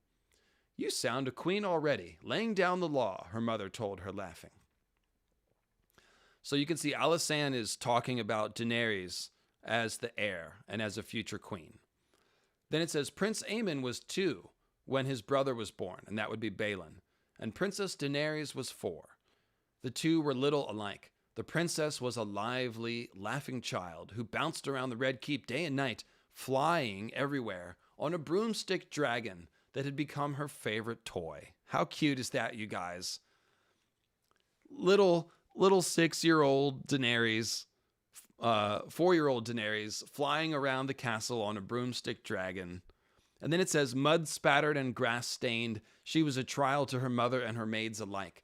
This is a clear nod to our Daenerys that we know, who of course is mud spattered and grass stained in the Dothraki Sea. So very cool. We can imagine the childhood that Daenerys never had. Essentially, that is what you can imagine here with young Daenerys. It says the young princes loved their sister to distraction. It was plain to see, and Daenerys delighted in the boys, and that's Aemon and Balon. Quote, especially in telling them what to do.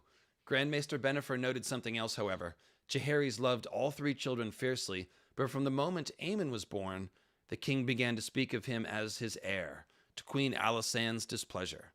Daenerys is older, she would remind his grace. She's first in line. She should be the queen. The king would never disagree, except to say, she shall be queen when she and Aemon marry. They will rule together, just as we have. But Bennifer could see that the king's words did not entirely please the queen, as he noted in his letters. So, you can see, again, this trouble goes back, just like the narrative said, 50 years before the dance. Jaehaerys and Alysanne are quarreling over this issue repeatedly of male primogeniture. And it goes back to what Alysanne said. It's like a cock isn't necessary to rule. It doesn't make someone smarter. So what's the deal? And there's really no defending that, obviously. So then in 101 AC, Balon dies. So remember, Aemon died a few years before. Balon is made the heir. They have the quarrel. This is about 8 years before this.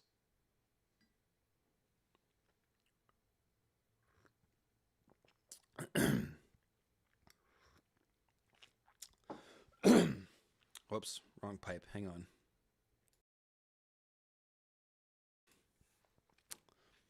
So with both of the heirs apparent dead and burned, that's Balin and Aemon, there was no longer a clear successor. But that was not to say there was any lack of claimants. So this is leading up to the Great Council now. Balin had sired 3 sons by his sister Alyssa. So Aemon, Balin, this is a different Alyssa. This is Balin's younger sister, another child of Jaehaerys and Alysanne. So brother and sister marrying each other, incest. Balin sired 3 sons by Alyssa. 2, Viserys and Daemon, still lived. And that's, of course, again, King Viserys I and the rogue prince Daemon Targaryen. So had Balin ever taken the throne, Viserys would have followed him without question. But the crown prince's tragic death at the age of 44 muddied the succession.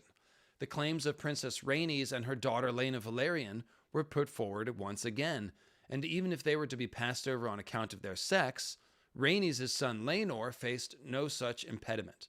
Lenore Velaryon was male and could claim descent from Jaehaerys' elder son, Aemon, while Balin's boys were descended from the younger. So then Archmaester Vagon was summoned. This is another son of Jaehaerys and Alysanne who became Archmaester. And it says, reports had reached the court. The Corlys Velaryon was massing ships and men on Driftmark to, quote, defend the rights of his son Lenore, whilst Daemon Targaryen, a hot-tempered and quarrelsome young man of 20, had gathered his own band of sworn swords in support of his brother, Viserys. A violent struggle for succession was likely, no matter who the old king named to succeed him. No doubt that was why his grace seized eagerly on the solution offered by Archmaester Vagon.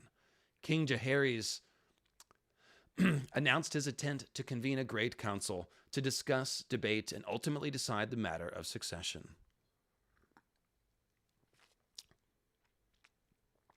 All the great and lesser lords of Westeros would be invited to attend, together with maesters from the citadel of Old Town, and septas and septons to speak for the faith. Let the claimants make their cases before the assembled lords. His grace decreed he would abide by the council's decision, whomever they might choose. So let's talk about this here.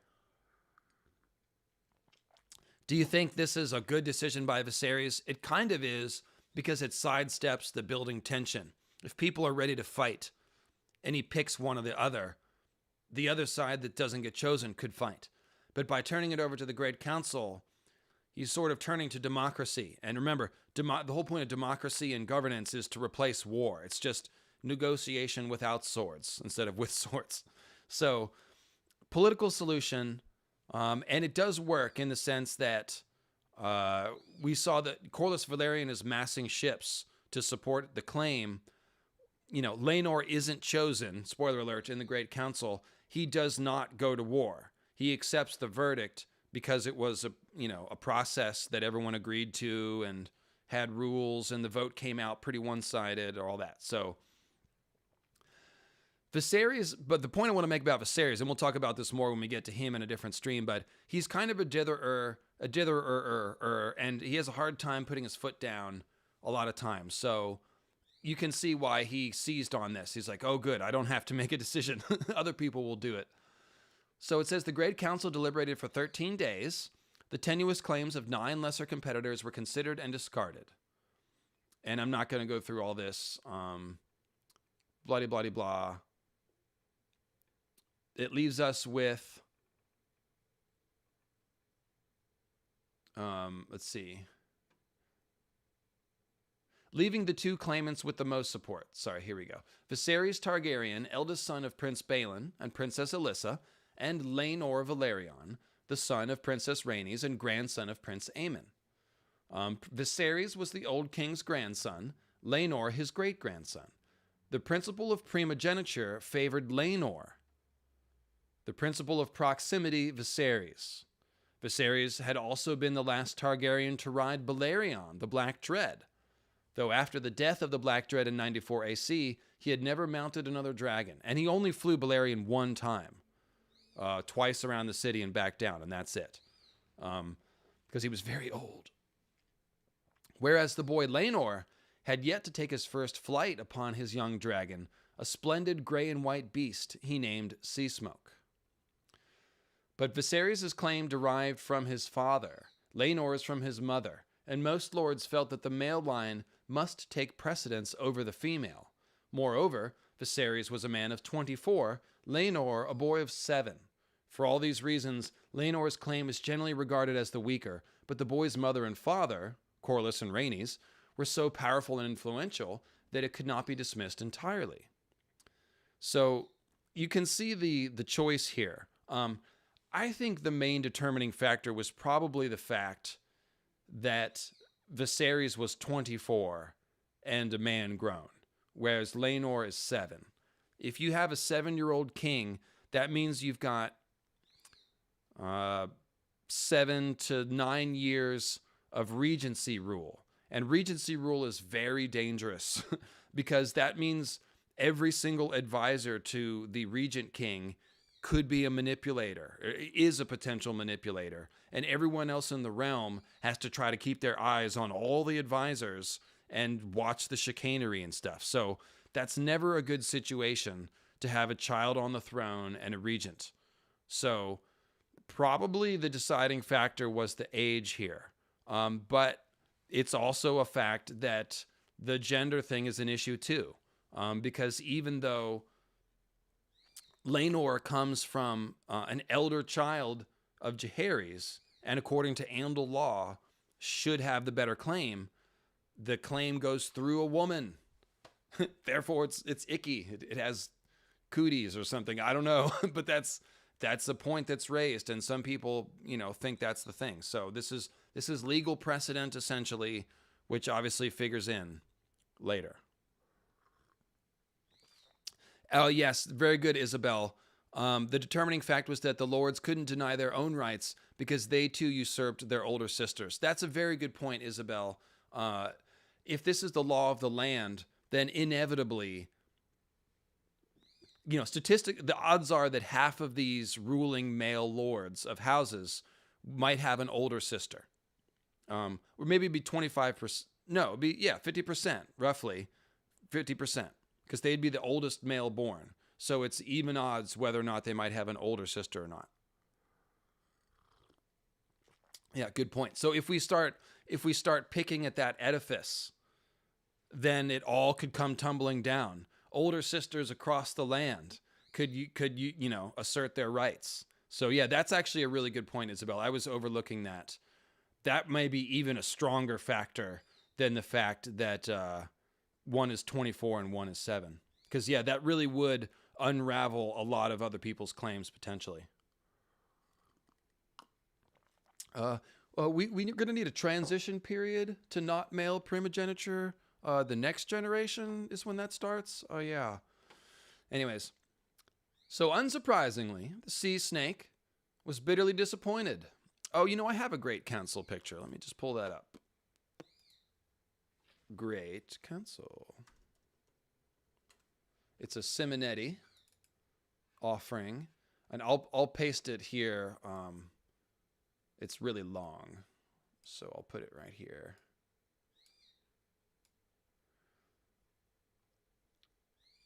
Just for a second. I can't read the text, so I will have to move this. But there is it's held at Harrenhal. I skipped over that, but it's held at Harrenhal. There was many medieval things that happened. There's lots of jousting and revelry and chicanery and young ladies and old ladies looking for husbands, say the somewhat, sexist maesters, and young knights looking to prove themselves. And it was a great medieval affair, which I'm sure they will make a big to-do of in the show. The Great Council is going to be basically the beginning of the show. I think it might even be the first episode. Be the first one or two of the first episodes will be this Great Council, and it'll be a big medieval, like I said, to-do. So it'll be a fun way to start the show. Yes. All the Ren Fair things. All the Ren Fair things will be there. And let me just shrink this down here. So unsurprisingly, the sea snake was bitterly disappointed when Prince Aemon died and King Jaehaerys bypassed Aemon's daughter Rhaenys in favor of his brother Balon the Spring Prince, and that was years back. But now it seemed the wheel had turned again and the wrong could be righted. Thus did Lord Corlys and his wife, the Princess Rhaenys, arrive at Harrenhal in high state, using the wealth and influence of House Velaryon to persuade the lords assembled that their son Lenore should be recognized as heir to the Iron Throne.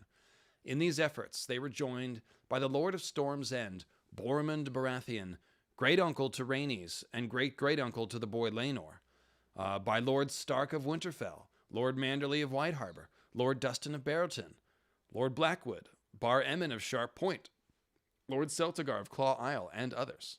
Celtigar, of course, also Velaryon.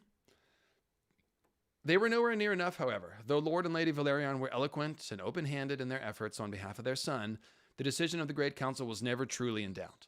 By a lopsided margin, the lords assembled chose Viserys Targaryen as the rightful heir to the Iron Throne. Though the maesters who tallied the votes never revealed the actual numbers, it was said afterward the vote had been more than 20-1.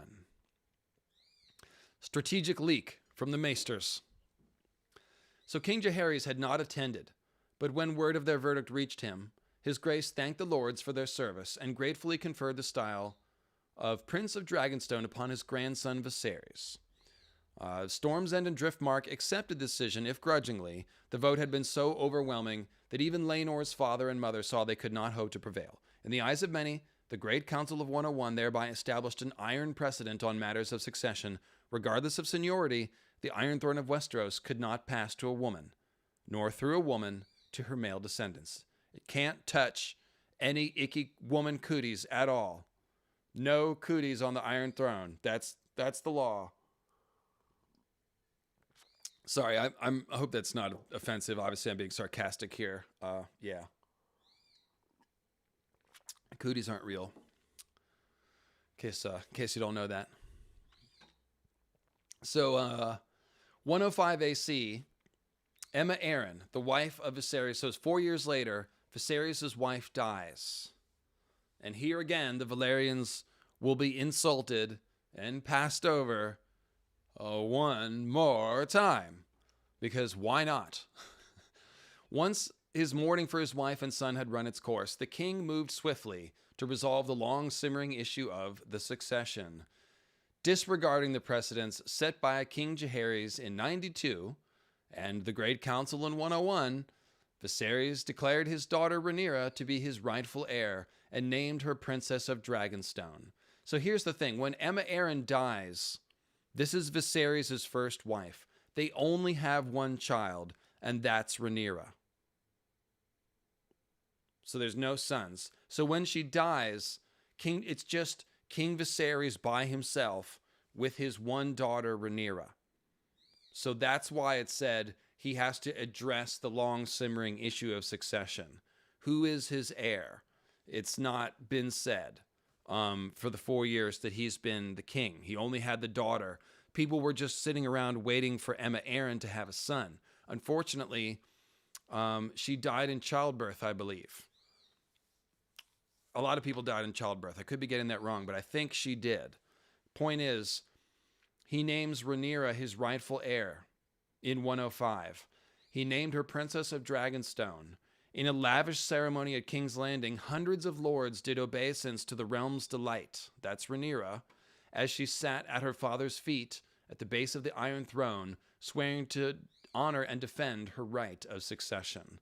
And how old is Rhaenyra at this time? Let me look this up real quick. In 105 AC.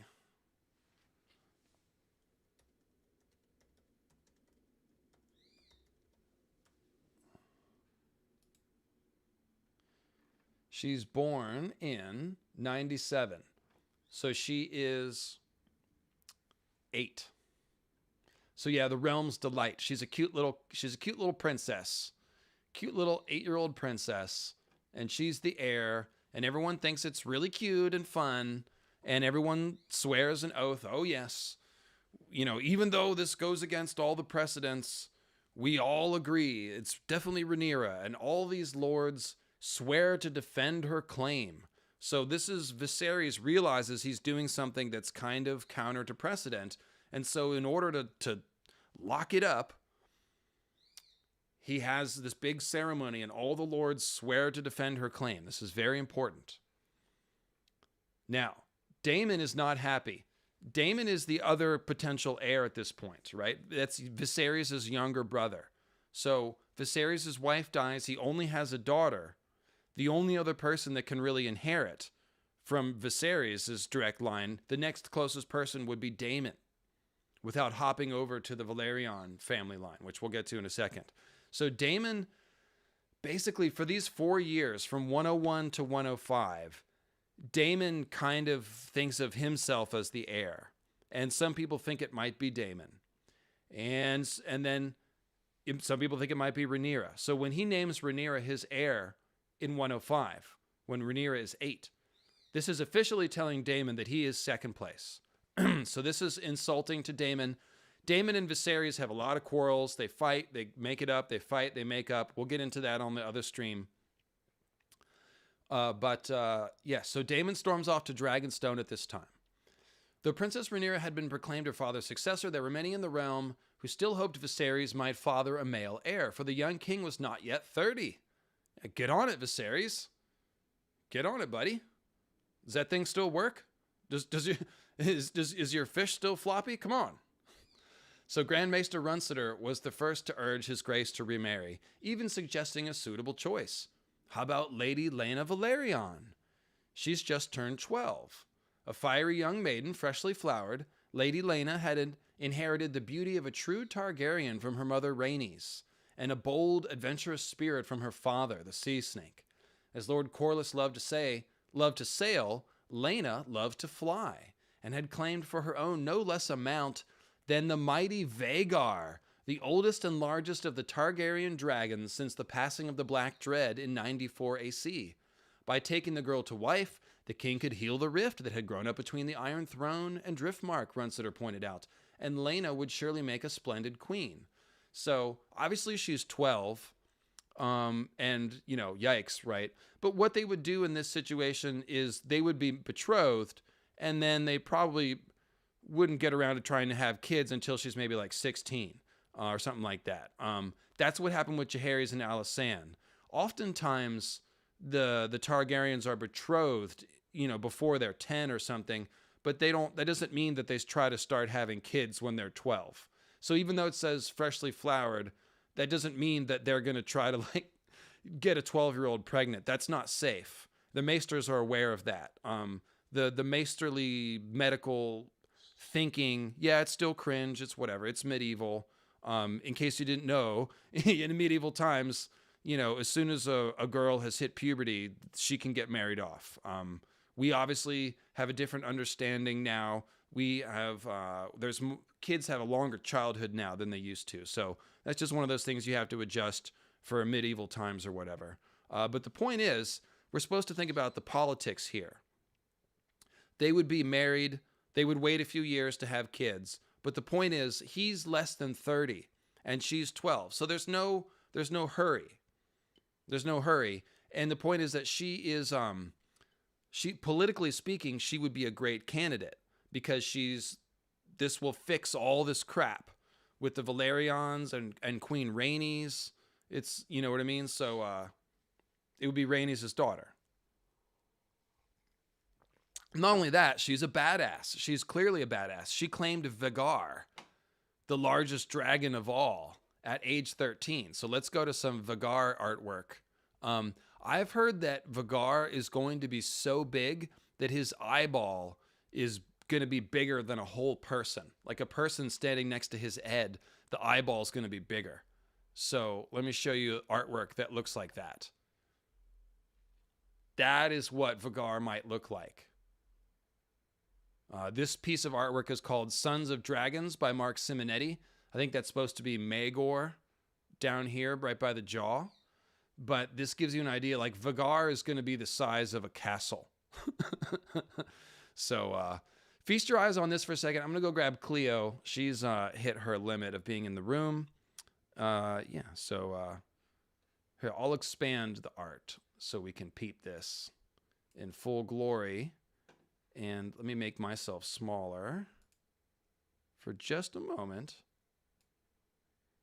Teeny tiny. And I'll be back in 30 seconds with the bird.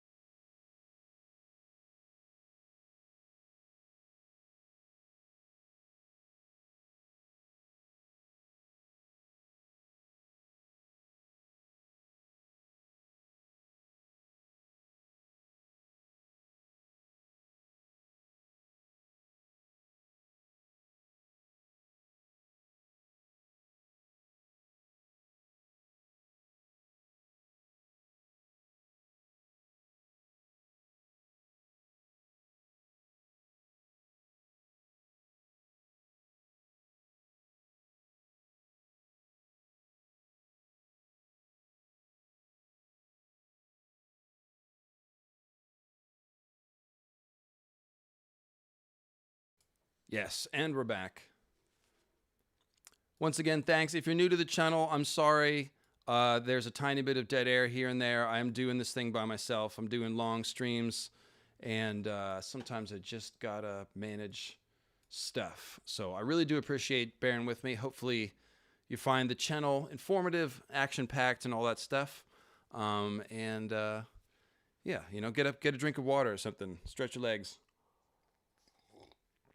And just remember, normal television, us old people back in the day when I watched television, there was an interruption every 7 minutes, and the interruptions lasted 3 minutes, and then you had to wait until the half-hour program was only actually 17 minutes long. And so really, I think it's probably not too bad, but that's my old guy voice. Here you go, girl.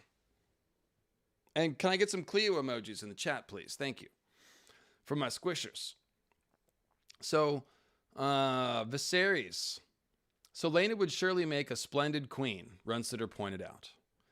Viserys the First Targaryen was not the strongest-willed of kings, it must be said. Always amiable and anxious to please, he relied greatly on the counsel of the men around him, and did as they bade him more often than not, and I sort of alluded to that earlier. In this instance, however, His Grace had his own notion, and no amount of argument would sway him from his course.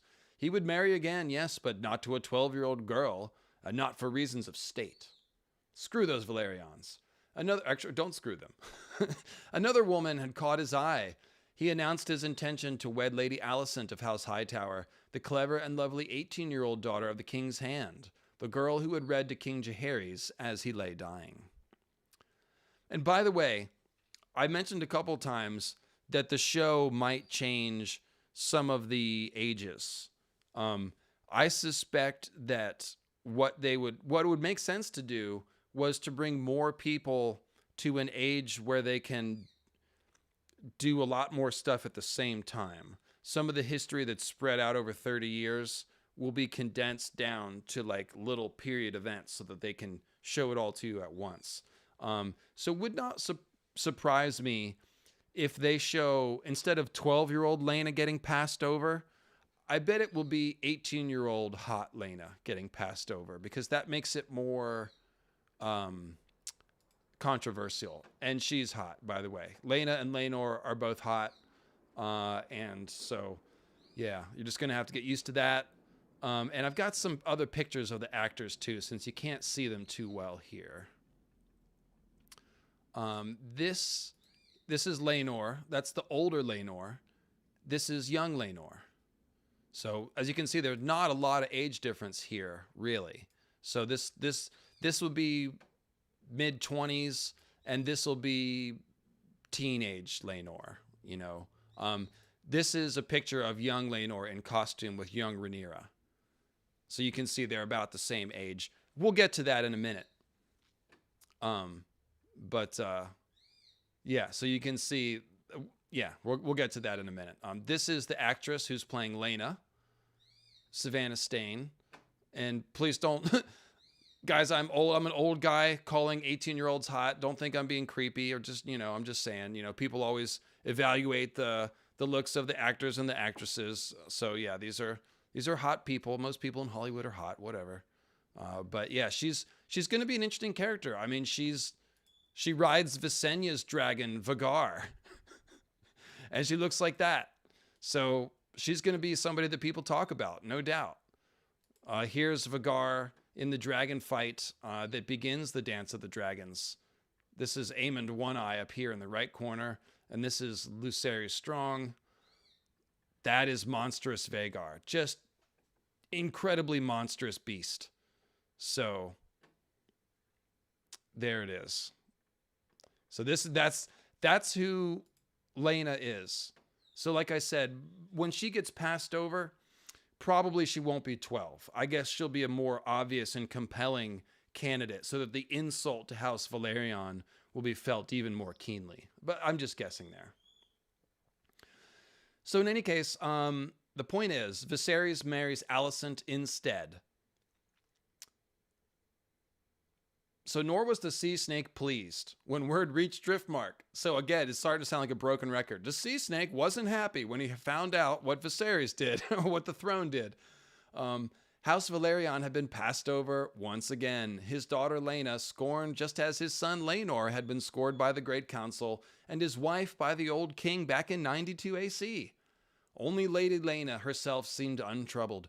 Her ladyship shows far more interest in flying than in boys, the maester at high tide wrote to the Citadel. Strong female character alert. So, when the hotter you are, the more the insult. That's not what I meant. I just meant that, like, if she's 12, it makes for an easy excuse for why Viserys didn't pick her. She's 12. But if she's 18 and beautiful, she's obviously like a great candidate to be queen, to marry the king. So that's what I meant. Let's see here. So yeah, she likes flying more than boys. So that's likable too, right? She's not going to be wrapped around some boy's finger. You know, she has Vegar. She doesn't need man necessarily. So yeah, but she's got some of that, definitely some of her mother in her. So this is why I said, like, again, if you're easily triggered by stuff, then this might not be your show. So now, I've got a section here called King of the Narrow Sea Madness. This was a section I was not sure if we're going to read or not. Basically what happens is that a year later, after Viserys marries Alicent, Prince Daemon is so pissed off, and Corlys are pissed off, that they basically start hanging out together and talking shit. And remember, he was supporting Viserys' claim to the throne early on, right? So he's now been somewhat alienated from Viserys. And it says they're having a war council. The prince had suffered all he could stand of the Vale of Arryn, Runestone, and his lady wife. He's married to Rhea Royce from Runestone. So he says, Dark Sister was made for nobler tasks than slaughtering sheep. He is reported to have told the Lord of the Tides, she has a thirst for blood. But it was not rebellion that the prince had in mind. He saw another path to power. So basically what happens is, and I think I'm going to save this for the Daemon episode, Corlys and Daemon go and set up a little kingdom in the Stepstones. Tyrosh, Lys, and Myr had formed an alliance. They swept the Stepstones free of pirates, which everyone liked at first. But then the alliance of the three daughters, as in daughters of Valyria, they start charging taxes as bad as the pirates, or even worse. And so they're just end up being legal pirates. And after a while, Velaryon gets tired of this because they are taxing his ships more than anyone else. He's the one doing the most sea trade, so he's paying these taxes. So him and Daemon are like, you know what? I think I've paid enough taxes. And they go and clear out the Stepstones. They take them over, and Daemon declares himself king. Well, actually, Corlys puts a crown on Daemon's head, and they declare him king of the Stepstones and the Narrow Sea. So it's a fun little side thing. They are going to do this in the first season, so I have heard. So we do need to talk about this and cover it, but I'm going to do it in the Daemon Targaryen episode. It's a lot more about Daemon than Corlys. Corlys is just there also fighting with Daemon and puts the crown on Daemon's head, and that's kind of what we need to know for now. Daemon comes face to face with a pirate named Crag-ass Crabfeeder. Crag-Hass? Crag-ass. Crag-Hass. Crabfeeder.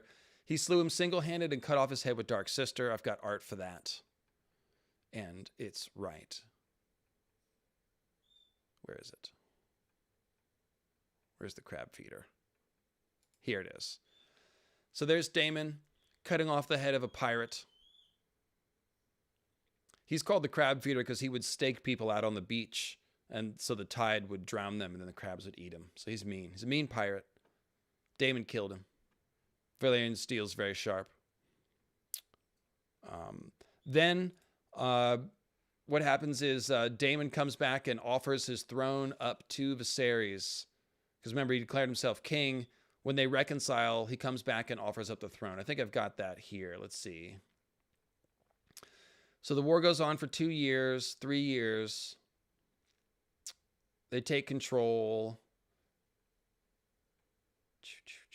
And King Viserys is fine with it. He's like, let Daemon play at war. It keeps him out of trouble. And so he just let it roll. So now we come to the tale of Lenore proper. We've already mentioned Lenore, but let's talk about him a bit more because this is where his story really picks up. He's the drama of Lenore is going to be, I think, probably a major plot line in season 1. Spoiler alert, Lenore and Laina both suffer tragic deaths in 120, which is 9 years before the Dance of the Dragons. So they will only be in this first season, Lenore and Laina. So I would expect their plot lines to get plenty of attention while they are here. So Lenore was born in 94. He rides sea smoke, as we mentioned. So in 111, so he was passed over at the Great Council of 101. He was only 6 or 7 years old at the time. 7, it said. So now in we're going up to 113. A couple of things have happened. In 111, there's the tourney feast where Rhaenyra wears black and Alicent wears green, and the hostilities between them basically become open. In 112, Daemon has some incident with Rhaenyra where we'll talk about, but maybe he slept with her, maybe he showed her how to seduce Kristen Cole. Viserys finds out and exiles Daemon. Daemon returns to the Stepstones. Then in 113, Rhaenyra is 16 and she takes Dragonstone as her seat. And now that she's 16, everyone tries to start matchmaking for Rhaenyra. And that's where Lenore comes in. Because Lenore, King and Small Council finally agreed that Lenore would be the best choice. He is Rhaenyra's cousin. He is now in 113. He would be, how old is he? 94. He's 19. So, yeah. Let's see. Though the Great Council of 101 had ruled against his claim, the Velaryon boy remained a grandson of Prince Aemon of hallowed memory, a great-grandson of the old king himself. Such a match would unite and strengthen the royal bloodline and regain the Iron Throne, the friendship of the Sea Snake with his powerful fleet. So once again, maybe we should do this. One objection was raised. Lenore Velaryon was now 19 and had never shown any interest in women. Instead, he'd surrounded himself with handsome squires of his own age and was said to prefer their company. But Grandmaster Mellos dismissed this concern out of hand with a legendary quote. "What of it?" he asked. "I do not like the taste of fish, but when fish is served, I eat it." Thus was the matter decided.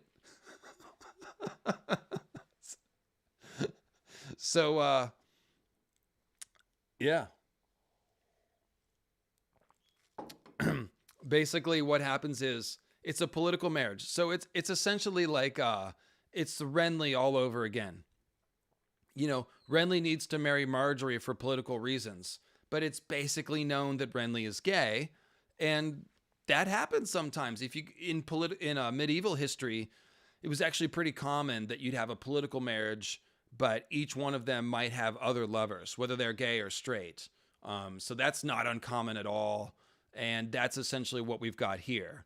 And also, I've heard that that's how they're going to portray it in the show. Essentially, Lenore and Rhaenyra become friends. Laina, Lenore's sister, and Rhaenyra become friends. So Daemon, Rhaenyra, Lenore, and Laina, they're all kind of friends. So Rhaenyra, it says, King and Council had neglected to consult the princess, however, and Rhaenyra proved to be very much her father's daughter with her own notions about whom she wished to wed. The princess knew much and more about Lenore Velaryon and had no wish to be his bride. "My half-brothers would be more to his taste," she told the king. The princess always took care to refer to Queen Alicent's sons as half-brothers, never as brothers.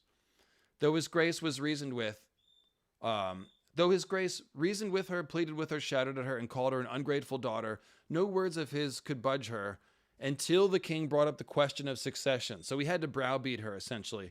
What a king had done, a king could undo, Viserys pointed out. She would wed as he commanded, or he would make her half-brother Aegon his heir in place of her. At this, the princess's will gave way. Septon Eustace says she fell at her father's knees and begged for his forgiveness, mushroomed that she spat in her father's face, but both agree that in the end she consented to be married. So this would be I showed it earlier, but this scene.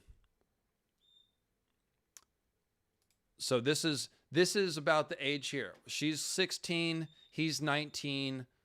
They're talking.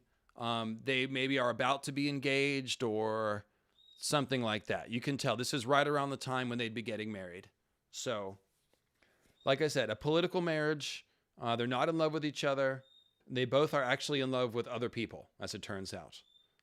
So not long thereafter, Rhaenyra set sail for Driftmark on the Sea Snake, accompanied by her handmaids. 2 of them the daughters of the Hand and sisters to Sir Harwin, Strong, the Fool Mushroom, and her new champion, none other than Breakbones himself. And Breakbones is Harwin Strong. So let's show you his picture real quick, because we're going to talk a lot about him in the show. Where are you? He's a fine-looking chap. This is Ryan Core. And let's see. I think I have another picture of him. Yeah, Minty, this is from a weird Australian movie about the bikie gangs, or bikie gangs in Australia. I don't even know what that is, but there was apparently a shitty movie. It didn't get good reviews about bikie gangs in Australia, and he was in this movie. And God, why isn't this working? So this is him looking a little more rough. That's the point. I'm not trying to tell you to go watch the movie. I think you can see he's some sort of probably like meth using biker or something in this movie. So like, whatever. I just wanted to show you a picture of him looking a little more rough and rugged. So here's handsome Harwin Strong, and here's battling at the tourney Harwin Strong. So that's him. That's Breakbones. That's Rhaenyra's lover. That's who outlaw bikers. Okay, that's all that means. Okay, so biker gangs. There you go. Whatever. The movie is called Outlaws, in case you're curious. Shout out to Australia, but not to biker gangs. So let's see here. It says, not long thereafter, Rhaenyra... Okay, so set sail for Driftmark. This guy is with her. That's her boyfriend. In 114, Rhaenyra Targaryen, Princess of Dragonstone, took to husband Sir Laina Velaryon, knighted a fortnight before the wedding, since it was deemed necessary for the prince consort to be a knight. The bride was 17 years old, the groom 20, and all agreed they made a handsome couple. The wedding was celebrated with 7 days of feasts and jousting, the greatest tourney in many a year. Among the competitors were Queen Alicent's siblings, 5 sworn brothers of the Kingsguard, Breakbones, and the groom's favorite, Sir Joffrey Lonmouth, known as the Knight of Kisses. When Rhaenyra bestowed her garter on Sir Harwin, her new husband laughed and gave one of his own to Sir Joffrey. So I'd like to point out something about how homosexuality is portrayed in Westeros. It's not really taboo. Okay, so first of all, we're told that at the when they were talking about who should marry Rhaenyra, they openly bring up the fact that Lenore is known to prefer men. So it's not like a secret. Lenore's not really in the closet. He hangs out with pretty boys all the time, and everybody's like, oh, okay, yeah, he's one of those boys that likes other boys. And it's not really a big deal. In the show, of course, they made a plot line where the Faith decided that gay was not okay, and Loras got thrown in prison. That's not really canonical to Westeros, so far as we know. It's not really a thing. And as you can see, right here at the feast, Lenore makes a joke, and he puts his, he gave, what was it? A garter to his boyfriend, Joffrey Lonmouth, in public, in front of everyone. So it's not a thing that like is going to be the same as you might see in a modern society. It's essentially just a thing that happened. And let's see, I have a picture of Joffrey Lonmouth. He's been cast as a boy toy pretty clearly. Where is he? Yep. So that's your Joffrey Lonmouth. That's Laenor's boyfriend. Yeah. So like I said, they're probably gonna play up this romance a little bit because it turns tragic here in just a second. So denied Rhaenyra's favor. Kristen Cole, who's a total dick, like I said, Kristen Cole he used to wear Rhaenyra's favor in the tourney, but he's denied her favor now. He turned to Queen Alicent instead, so wearing her token, the young Lord Commander of the Kingsguard, Kristen Cole, defeated all challengers, fighting in a black fury. He defeats Daemon, and that is this one scene from the trailer here. That's probably Kristen Cole behind Daemon. You can see it looks like Kingsguard armor in a different frame. Either that or it's somebody else that Daemon defeated before he fought Kristen Cole. But the point is, Kristen Cole whoops ass at the tourney. Not only so, it says he left break bones with a broken collarbone and a shattered elbow, prompting Mushroom to name him Broken Bones. And that's when this picture happens. Did I open this? Oh, sorry. It's the one I used in the video of... Oh, here it is. Yeah. So here's Rhaenyra mending Broken Bones' broken bones right before they took each other's pants off. Yeah, probably. That's what happened. So Broken Bones. But it was the Knight of Kisses who felt the fullest measure of Kristen Cole's wrath. And let me pull up this picture. It's right here. This is by Doug Wheatley. Oh, the last piece of art was by Chili Raven Art, of course. You guys probably recognize her style. So it was the Knight of Kisses, Joffrey Lonmouth, Laenor's boyfriend, who felt the fullest measure of Kristen Cole's wrath. So Kristen Cole, his favorite weapon was the Morning Star, and the blows he rained down on Sir Laenor's champion cracked his helm and left him senseless in the mud. Born bloody from the field, Sir Joffrey died without recovering consciousness 6 days later.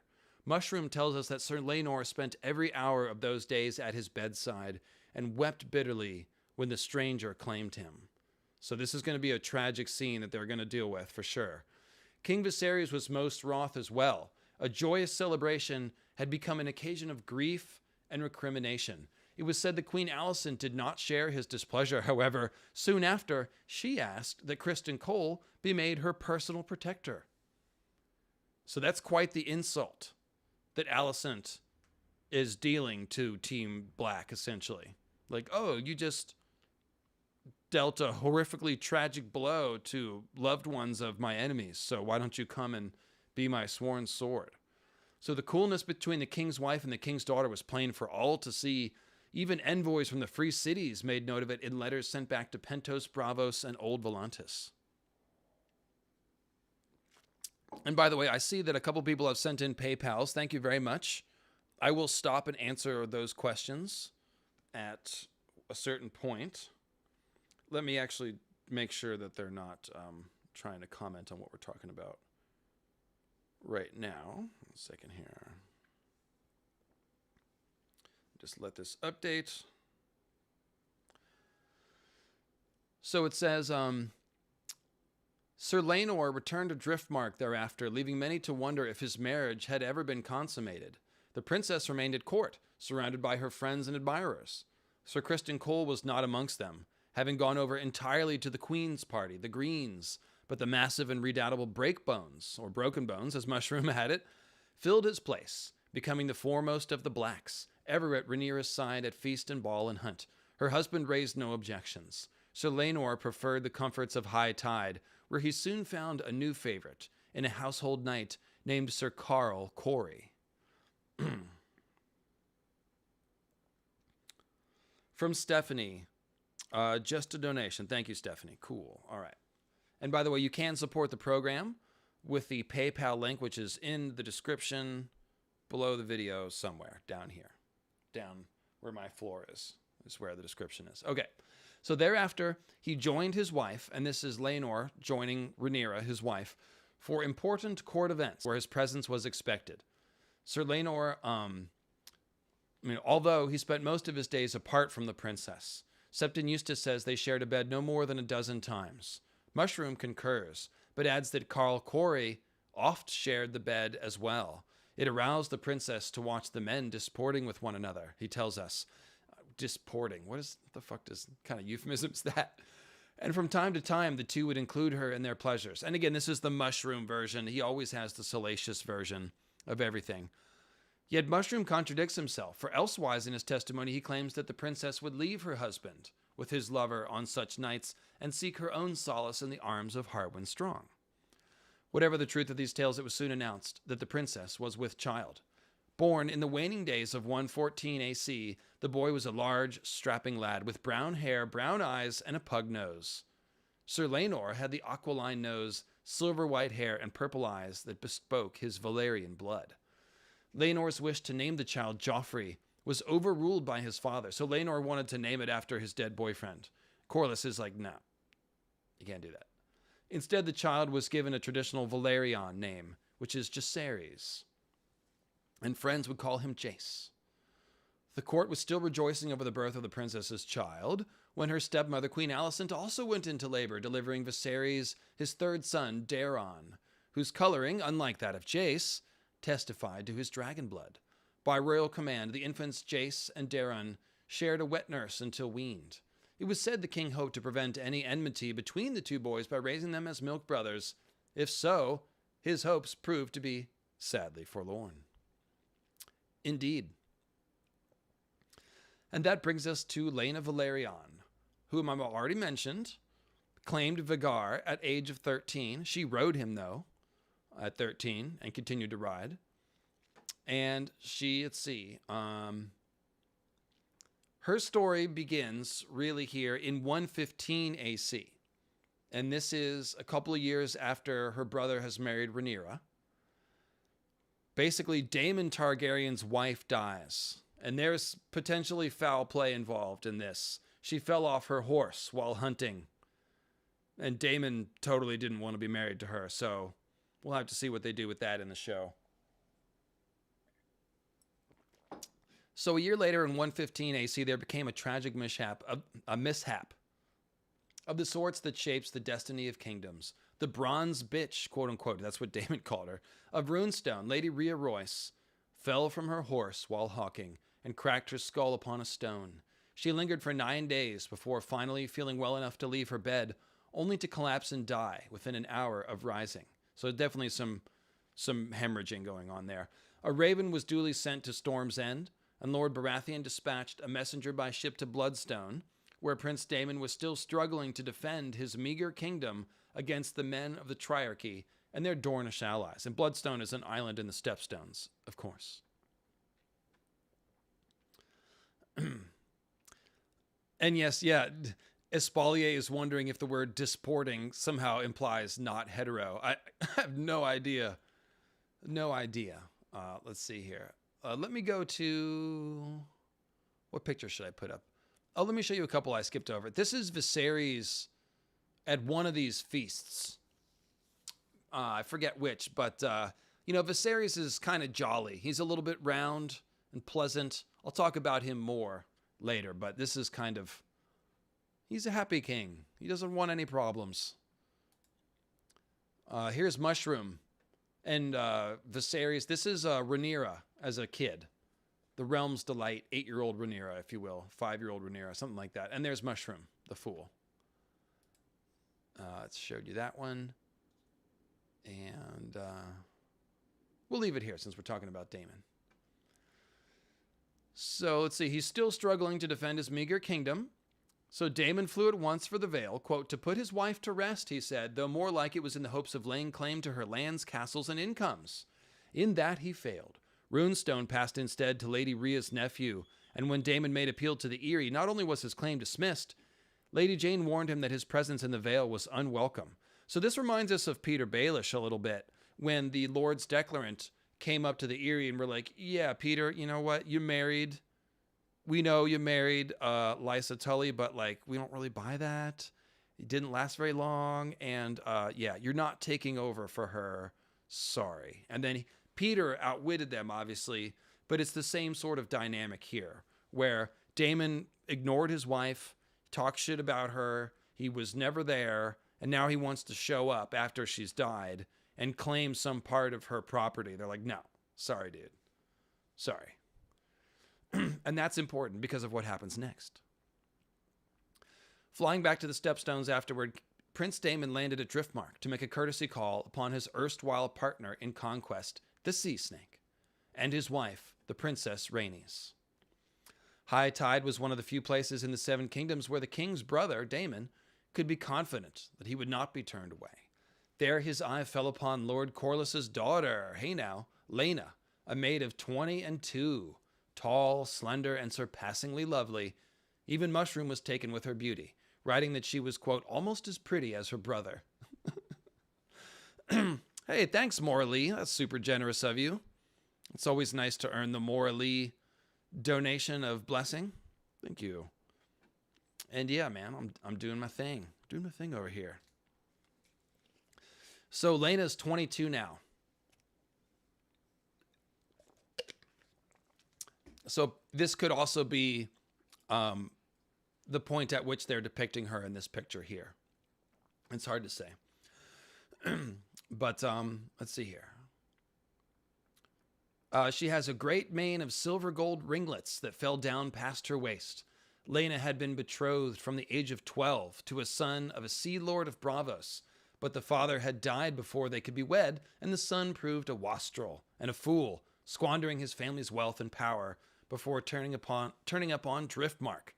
Lacking a graceful means to rid himself of the embarrassment, but unwilling to proceed with the marriage, Lord Corlys had repeatedly postponed the wedding.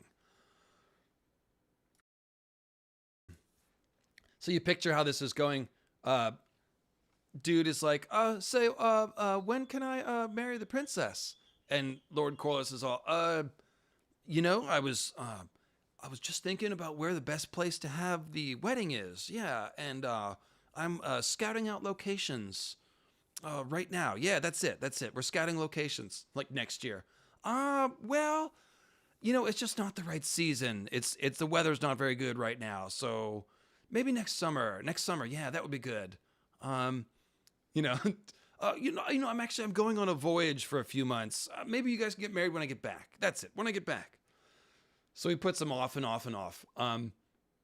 Then Prince Daemon, a little less patient, he comes up with a solution. So Prince Daemon fell in love with Laina, the singers would have us believe. Men of a more cynical bent believe the prince saw her as a way to check his own descent, like politically. Once seen as his brother's heir, he had fallen far down the line of succession, and neither the Greens nor the Blacks had a place for him. But House Velaryon was powerful enough to defy both parties with impunity. Weary of the Stepstones and free at last of his bronze bitch, Daemon Targaryen asked Lord Corlys for his daughter's hand in marriage. The exiled Braavosi, betrothed, remained an impediment, but not for long. Daemon mocked him to his face so savagely that the boy had no choice but to call him to defend his words with steel.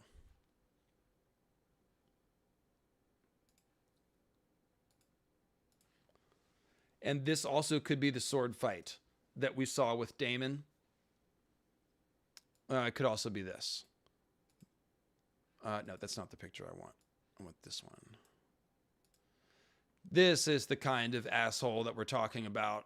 Yes. Some of you guys gave me a hard time for being hard on Daemon. He doesn't really... His redeeming qualities are that he's badass. He's witty and clever, like a Jaime or a Tyrion. But he's not a good person. He doesn't have morally redeeming qualities. He never really does anything nice. I mean, I guess he sort of saves Nettle's life at the end. I guess you can give him that.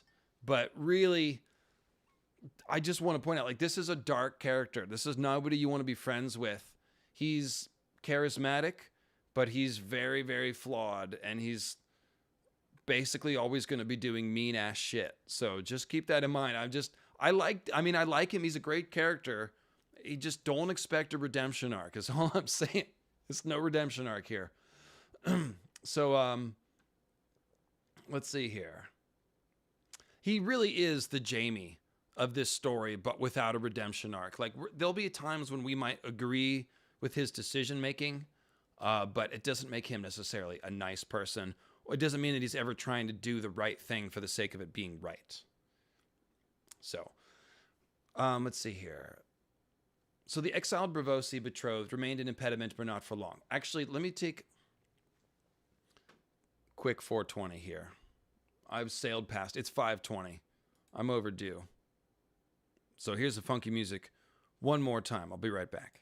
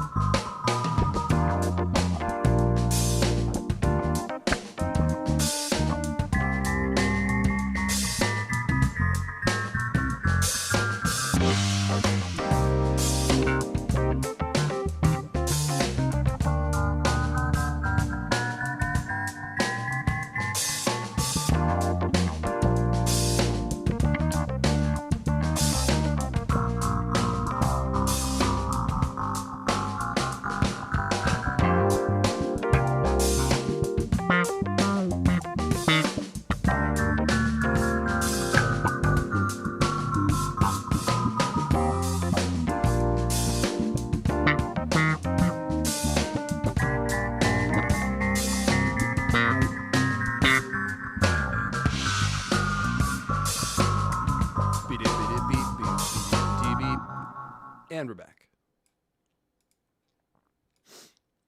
All right. The crabs have been fed. Oh, by the way, there's a new Garth emoji courtesy of Atlantis Morissette. So those of you all who have signed up for the low price of $5 a month to become YouTube channel member squishers with a cool squisher icon next to your name, you get access to all the custom emojis. I can actually show them to you here. And this is the new Garth the Green emoji, courtesy of Atlantis. Boomski. Pretty dope. Pretty cool.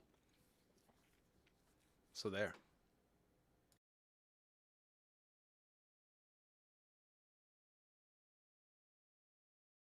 Thank you, Atlantis. So the exiled Braavosi betrothed, he was an impediment, but not for long. Daemon mocked him to his face so savagely the boy had no choice but to call him to defend his words with steel. Armed with Dark Sister, the prince made short work of his rival and wed Lady Laina Velaryon a fortnight later. 2 weeks. That's how long. Yeah, it turns out planning a wedding's not that hard, really. Abandoned his hardscrabble kingdom on the stepstones. 5 other men followed him as kings of the Narrow Sea until the brief and bloody history of that savage sellsword kingdom ended for good and all, say the maesters. Prince Darren knew that his brother would not be pleased when he heard of his marriage. Prudently, the prince and his new bride took themselves far from Westeros soon after the wedding, crossing the Narrow Sea on their dragons. Some said they flew to Valyria in defiance of the curse that hung over the smoking wasteland to search out the secrets of the dragon lords of the old freehold. Mushroom himself reports this as fact in his testimony, but we have abundant evidence that the truth was less romantic. Prince Daemon and Lady Laina first flew to Pentos, where they were feted by the city's prince. The Pentoshi feared the growing power of the Triarchy to the south and saw Daemon as a valuable ally against the 3 daughters. From there, they crossed the disputed lands to Old Volantis, where they enjoyed a similar warm welcome. They flew up the Rhoyne to visit Qohor and Norvos. In those cities, far removed from the woes of Westeros and the power of the Triarchy, their welcome was less rapturous. Everywhere they went, however, huge crowds turned out for a glimpse of Vegar and Caraxes. And let me give you a little Caraxes. I showed you Vegar. Let me pull up some Caraxes action here and here. And I can also do the God's Eye, of course.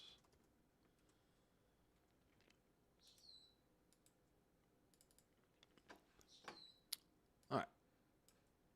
Sorry, my screen's a little messy just for a second, but that's all right. All the better to art you with. So this would be Vagar and Caraxes in their penultimate dragon fight. Spoiler, they fight. Caraxes is a big dragon, but as you can see, Vagar is still bigger. And it's probably, there's even more of a size difference than this, potentially. Similar thing here. Vagar is just huge. But Caraxes is big, and Caraxes is vicious. Caraxes has the most battle experience. So Caraxes is not to be messed with. There's Daemon and Caraxes. This one is by Fadli Ramdani. Those other two, by the way, were Urtak Altanaz and Fadli Ramdani. This one here is by Ken Lager. Daemon and Caraxes. So it's quite an impressive pairing. Daemon on Caraxes and Laina on Vegar. And they are basically going on a world tour with a mic in their hand. And everyone is impressed. So, impressed at their quest. Their tribe, if you will. The Dragon Riders were once again in Pentos when Lady Laina learned that she was with child.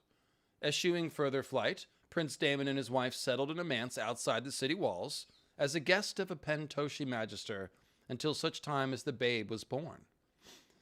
Let's see. Meanwhile, and I think they're going to show us this. This is another one of the rumors that I've heard. We're going to see Daemon and Laina in Pentos. We will see some of that. So, like I said, all the Lenore and Laina stuff is going to be played up in season 1 because they will only be in season 1. So this is, Daemon's wife. They have a couple of very important children, which they're about to tell us about. So let me keep reading. So back in Westeros, Prince Rhaenyra had given birth to a second son in 115. That was Lucerys. This is another one of Harwin Strong's kids, not Laenor's, but, Laenor's son. Septon Eustace tells us that both Sir Laenor and Sir Harwin were at Rhaenyra's bedside for his birth. Like his brother Jace, Luke had brown eyes and a healthy head of brown hair, rather than the silver gilt hair of Targaryen princelings, but he was a large and lusty lad, and King Viserys was delighted with him when the child was presented at court. So again, remember I compared Viserys to Robert and Rhaenyra to Cersei. You can see that there's some parallels here. Robert never figures out that his kids are bastards, and Viserys is very slow to figure out that his grandkids are bastards. Meanwhile, Rhaenyra has 3 bastard kids and eventually takes King's Landing and turns like kind of crazy and paranoid, where it was building up. But that's definitely the Cersei arc. She has 3 bastard kids. Rhaenyra and Cersei both have a child named Joffrey. That's going to be the third born of. So there's a lot of Rhaenyra Cersei parallels, as well as Robert Viserys parallels. So I want to point those out. So in 116 AC, a year later, in the free city of Pentos, Lady Laina gave birth to twin daughters, Prince Daemon's first true-born children. Prince Daemon named the girls Baela, after his father, Baelon, and Rhaena, after his mother, Rhaenys. Or actually, no, his mother was Rhaena.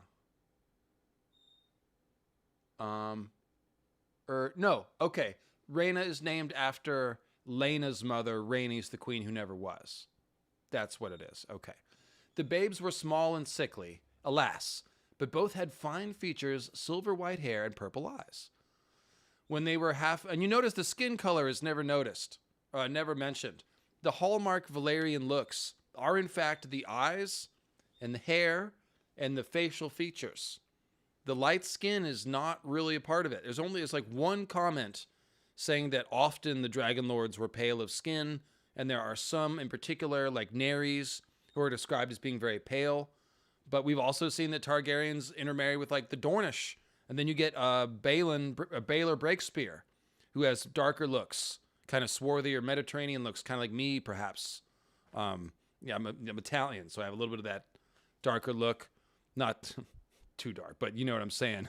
Not pale. You got the darker hair and stuff. So that's kind of like how Baelor Breakspear looked. What was I saying? So yeah. Oh, that was just my point. Is that the Velaryon looks? It's the eyes and the hair that are the main thing, not necessarily the skin. So, and if you go back to the Great Empire of the Dawn, where the Velaryons come from, well, the Asshai that we see today are darker skinned. Most of the people in the East are darker skinned. So in Dany's vision of the Dragon Lords, where she sees the gemstone eyes and the silver hair, their skin tone is never mentioned there either. And I have always suspected that they would have darker skin from the Great Empire of the Dawn, because most of the people in the East have darker complexions. So just once again, like the skin tone is not really a thing that is strongly tied with the Velaryons. It's much more, it's the hair and the eyes that look magical, because skin tone isn't magical. Like, people have darker and lighter skin. It's the purple eyes and the silver hair that look unusual and set the Velaryons apart as like kind of godlike. So just want to point that out. Every time it's mentioned, it's just the eyes and the hair. That's the thing. So when they were half a year old, the twins of Laina and Daemon, that is, and stronger, the girls and their mother sailed to Driftmark, whilst Daemon flew ahead with both dragons. From high tide, he sent a raven to his brother in King's Landing, informing his grace of the birth of his nieces, and begging leave to present the girls at court to receive his royal blessing. Though his hand and small council argued heatedly against it, Viserys consented, for the king still loved the brother who had been the companion of his youth. Daemon is a father now, he told Grand Maester Mellos. He will have changed. Thus were the sons of Balon Targaryen reconciled for the second time. In 117, on Dragonstone, Princess Rhaenyra bore yet another son.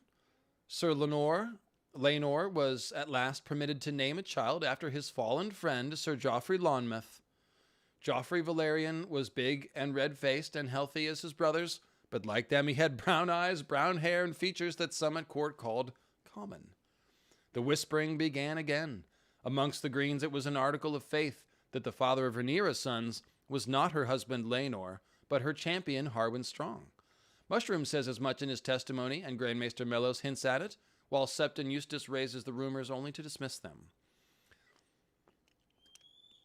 Whatever the truth of these allegations, there was never any doubt that King Viserys still meant for his daughter to follow him upon the Iron Throne, and her sons to follow her in turn.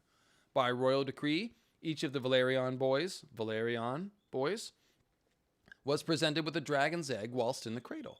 Those who doubted the paternity of Rhaenyra's sons whispered that the eggs would never hatch, but the birth in turn of 3 young dragons gave the lie to their words. Here, girl, come here, step up.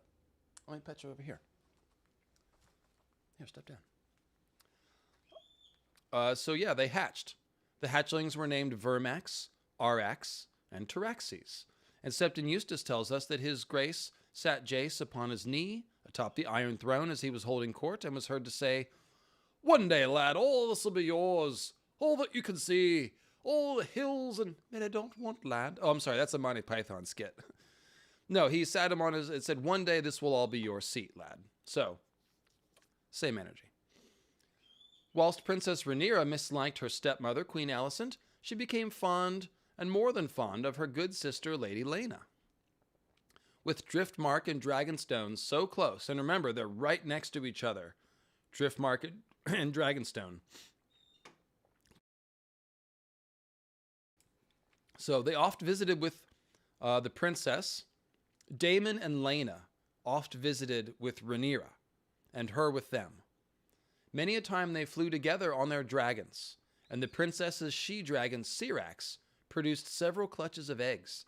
So now we can picture Rhaenyra on Syrax, which I have art of.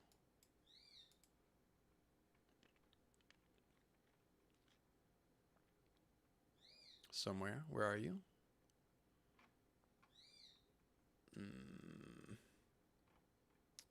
I have it. I might not have it in this window.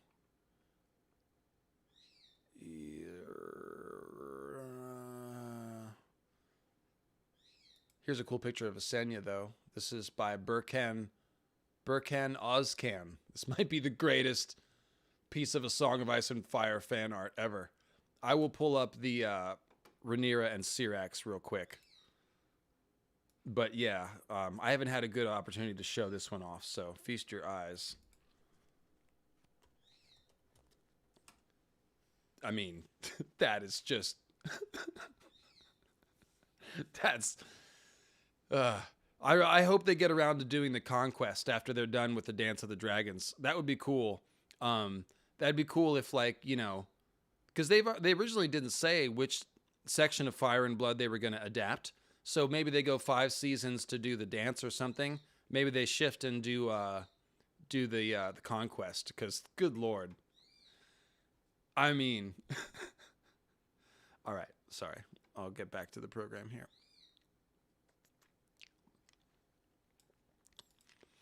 There's Rhaenyra and Syrax. Syrax is golden yellow dragon. So you have to picture basically, and thank you Amor6574.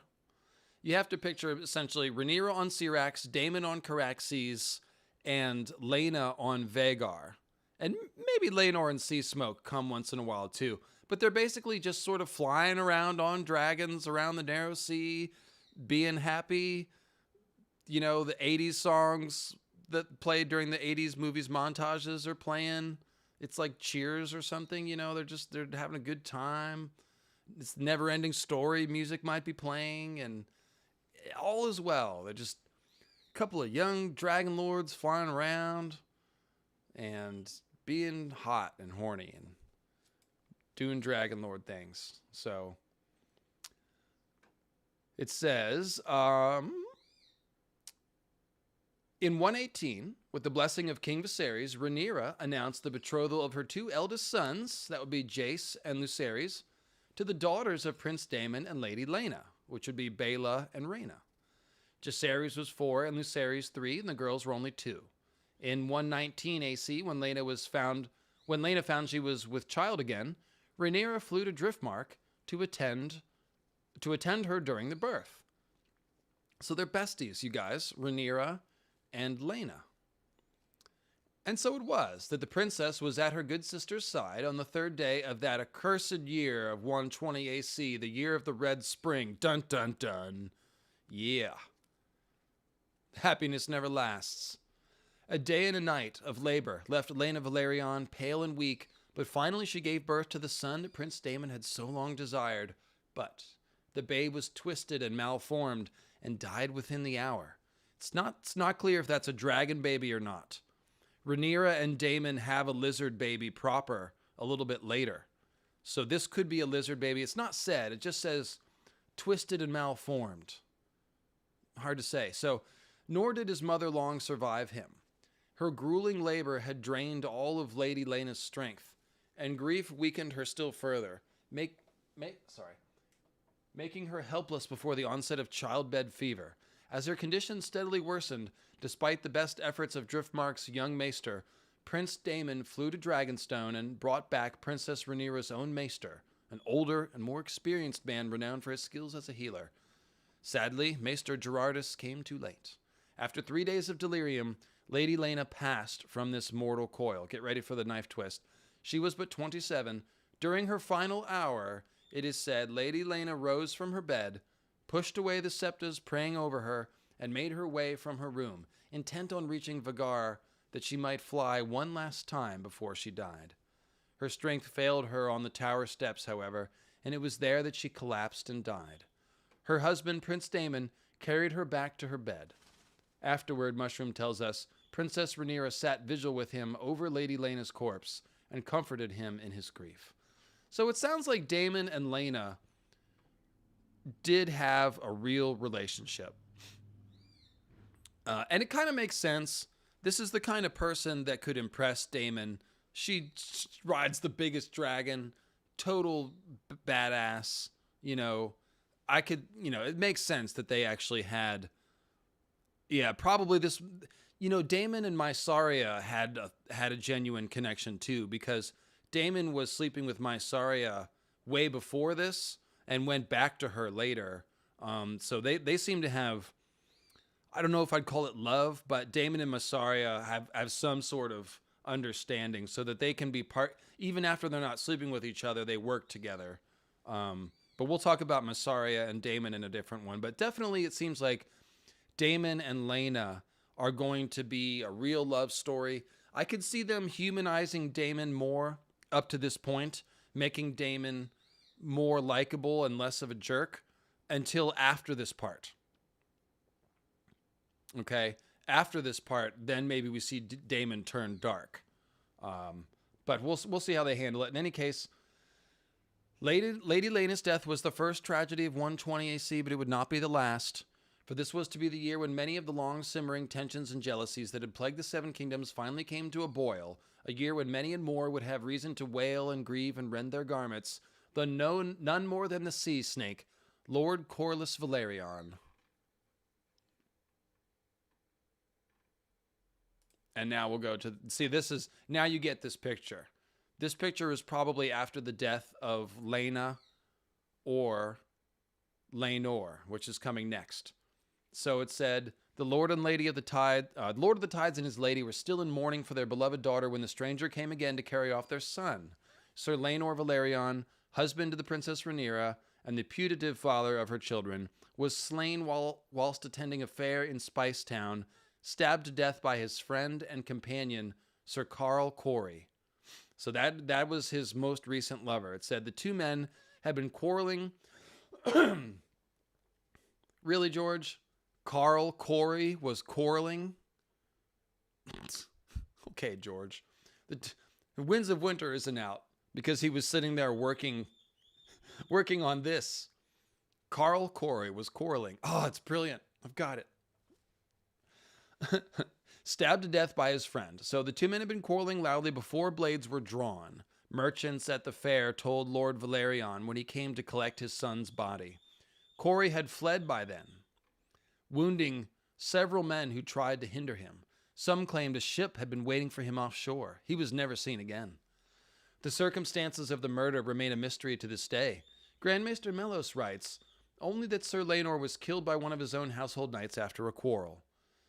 Septon Eustace provides us with the killer's name and declares jealousy the motive for the slaying. Lenore Velaryon had grown weary of Sir Carl's companionship and had grown enamored of a new favorite, a handsome young squire of 6 and 10. Doesn't say who that is, though. Mushroom, as always, favors the most sinister theory, suggesting that Prince Daemon paid Carl Corey to dispose of Princess Rhaenyra's husband, arranged for a ship to carry him away, then cut his throat and fed him to the sea. A household knight of relatively low birth, Corey was known to have a lord's tastes and a peasant's purse, and was given to extravagant wagering besides, which lends a certain credence to the fool's version of events. Yet there was no shred of proof then or now, though the sea snake offered a reward of 10,000 golden dragons for any man who could lead him to Sir Carl Corey or deliver the killer to a father's vengeance. So I have a hard time believing that Daemon did this. This would be really messed up of Daemon. Right after his wife Laina dies, he would then be murdering Laina's brother, further giving grief and heart attack to Corlys and Rhaenys, whom are Daemon's close allies. So if Daemon did that, then he's a horrible, horrible fucking person. But I kind of think that this might even be too horrible for Daemon. And it seems to me like there's enough reason already, that they were fighting or that he was pissed off. So Carl Corey could have arranged for that ship himself, or he could have some other person that wanted Lenore dead. But that's brutal if Daemon did that. So I don't think Daemon did that. We'll see what the show does with it. It says, even this was not the end of the tragedies that would mark the dreadful year. The next occurred at high tide after Sir Lenore's funeral, when king and court made their journey to Driftmark to bear witness at his pyre, many on the backs of their dragons. So I'm stopping the narrative here because here it transfers into the whole thing with Jace and Aemond One Eye losing his eye, claiming Vegar, and then the story really starts to become about the next generation here. So I figured this would be a good place to stop. Obviously, we're well over 2 hours, so definitely we've covered enough things here. And I've earned 262 upvotes, and there's 263 people watching. I've earned 13 downvotes from people who were triggered by by my speech or the Black Velaryons or anything, something like that, my tirade against anti-wokeism, but that's not bad. I'll take it. So 13 less complainers in our streams, and all you guys attending are having fun. So that's cool. And basically, this, like I said, I'm going to pick up the story next time. I think we'll go Targaryens next time. But eventually we'll get to this point in the story of this funeral on Driftmark. This is the scene where all the dragons are. There's more dragons on Driftmark during this funeral than at any time in recent memory. They even say it was almost like Valyria again. There were so many dragons on Driftmark. So this is probably somewhere at the end of the first season. Maybe not the very end, but this is one of the major events of the backstory. Aemond One-Eye losing his eye, claiming Vegar, and there's an eternal enmity that develops between Rhaenyra's kids and Alicent's kids after that. So it kind of shifts away from the Velaryon story. So like I said, I'll leave that for a different stream. But this is the Velaryons. There's one more character. There's Vaemond Velaryon. This is literally like 2-paragraph coda. You notice in this picture, there's one dude off to the left. This is probably Vaemond. I don't have a confirmation of this. But I know Vaemond has been cast. So almost certainly this is Vaemond on the left. And it says, that same year, and this is in 126, so going back like 2 years, across Blackwater Bay, the sea snake was stricken by a sudden fever. As he took to his bed, surrounded by maesters, the issue arose as to who should succeed him as Lord of the Tides and Master of Driftmark, should the sickness claim him. With both his true-born children dead, by law, and that's Lenore and Laina, of course. By law, his lands and titles should pass to his eldest grandson, would be Viserys. But since Jace would presumably ascend to the Iron Throne after his mother, Princess Rhaenyra, Rhaenyra urged her good father to name instead her second son, Lucerys. Lord Corlys also had a half-dozen nephews, however, and the eldest of them, Sir Vaemond Velaryon, protested that the inheritance by rights should pass to him, on the grounds that Rhaenyra's sons were obviously bastards sired by Harwin Strong. And King Viserys has already issued a decree at this point that you're not allowed to call them bastards, or it's going to mean your life. So, Vaemond is opening a very big mouth here by making this claim. The princess was not slow in answering this charge, and that's Princess Rhaenyra. She dispatched Prince Daemon to seize Sir Vaemond, had his head removed, and fed his carcass to her dragon, Syrax. So this is a Velaryon here, but he stepped out of line, and he got eaten. So that's, that's Vaemond. It says, even this did not end the matter, however. Sir Vaemond's younger cousins fled to King's Landing with his wife and sons, there to cry for justice and place their claims before the king and queen, which is a strange move, because the king and queen, they've been estranged from the Velaryons for a long time. So what are they going to... They're not going to help him, and they didn't. It said, King Viserys had grown extremely fat and red of face, and scarce had the strength to mount the steps to the Iron Throne. His Grace heard them out in stony silence, then ordered their tongues removed, every one. You were warned, he declared, as they were being dragged away. I will hear no more of these lies. Yet as he was descending, his Grace stumbled and reached out to right himself and sliced his left hand open to the bone on a jagged blade protruding from the Iron Throne.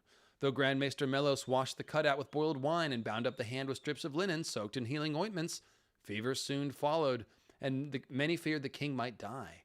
Only the arrival of Princess Rhaenyra from Dragonstone turned the tide, for with her came her own healer, Maester Gerardus, who acted swiftly to remove 2 fingers from his Grace's hand to save his life. After the loss of his fingers, Viserys never sat upon the Iron Throne again. Thereafter he shunned the throne room, preferring to hold court in his solar and later in his bedchamber, surrounded by his maesters, septons, and his faithful fool Mushroom, the only man who could still make him laugh, says Mushroom.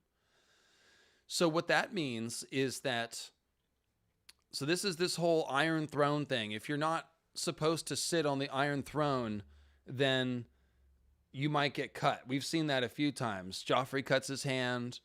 Rhaenyra later will cut her hand. So here, right as he's proclaiming, like, no one will say these vile calumnies about my trueborn grandchildren who actually aren't trueborn. And so the Iron Throne spoke the truth there. And basically this portends the entire dance. You know, the king is stricken. The throne has wounded him, turned against him. He's trying to enforce lies on the people. And he becomes very sick and loses part of his hand and then never sits the throne again. So this is another event that we will surely see in the first season. This Iron Throne incident for Viserys. That's like the last turn in Viserys' life. So there you go. That's the stream. I've got some stuff about the Maesters and the source material and all that, but I'm going to save that for a different stream. This is definitely running long. So thanks, everybody. Really appreciate all the comments and all the questions, the PayPals. Let me just double check and make sure I didn't miss any super chats or PayPals. I will check the Nimble Doc. Let's see.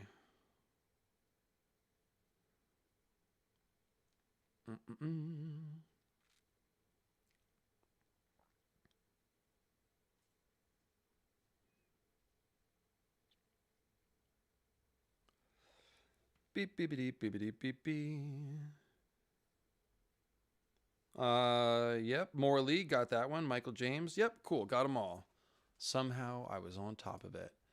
And the PayPals were up to date with too. So there we go. Thank you, folks. This has been a great stream. I've seen a couple new Patreons sign up lately.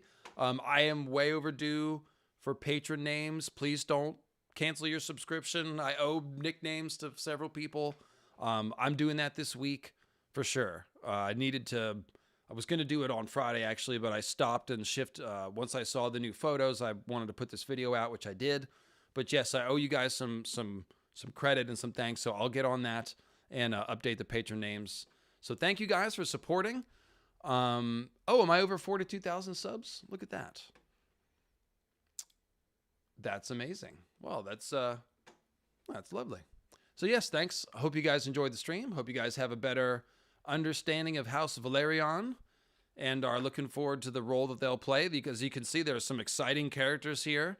Laina and Lenore, Corlys, Rhaenys. I haven't even told you about Baela and Rhaena, Daemon and Rhaenyra's children. They're kind of awesome too. Baela's the one who rides Moondancer, and they've been cast, so they're going to be even in this first season, and then they will be through subsequent seasons. So even though we're losing Laina and Lenore after the first season, we will have Rhaena and Baela. Baela and Rhaena. So next stream will be next Sunday, and it'll probably be House Targaryen. And we'll cover Viserys, Daemon, and Rhaenyra in detail and talk about all them. So cheers, guys. And I'll see you next Sunday, same time and Bat Channel.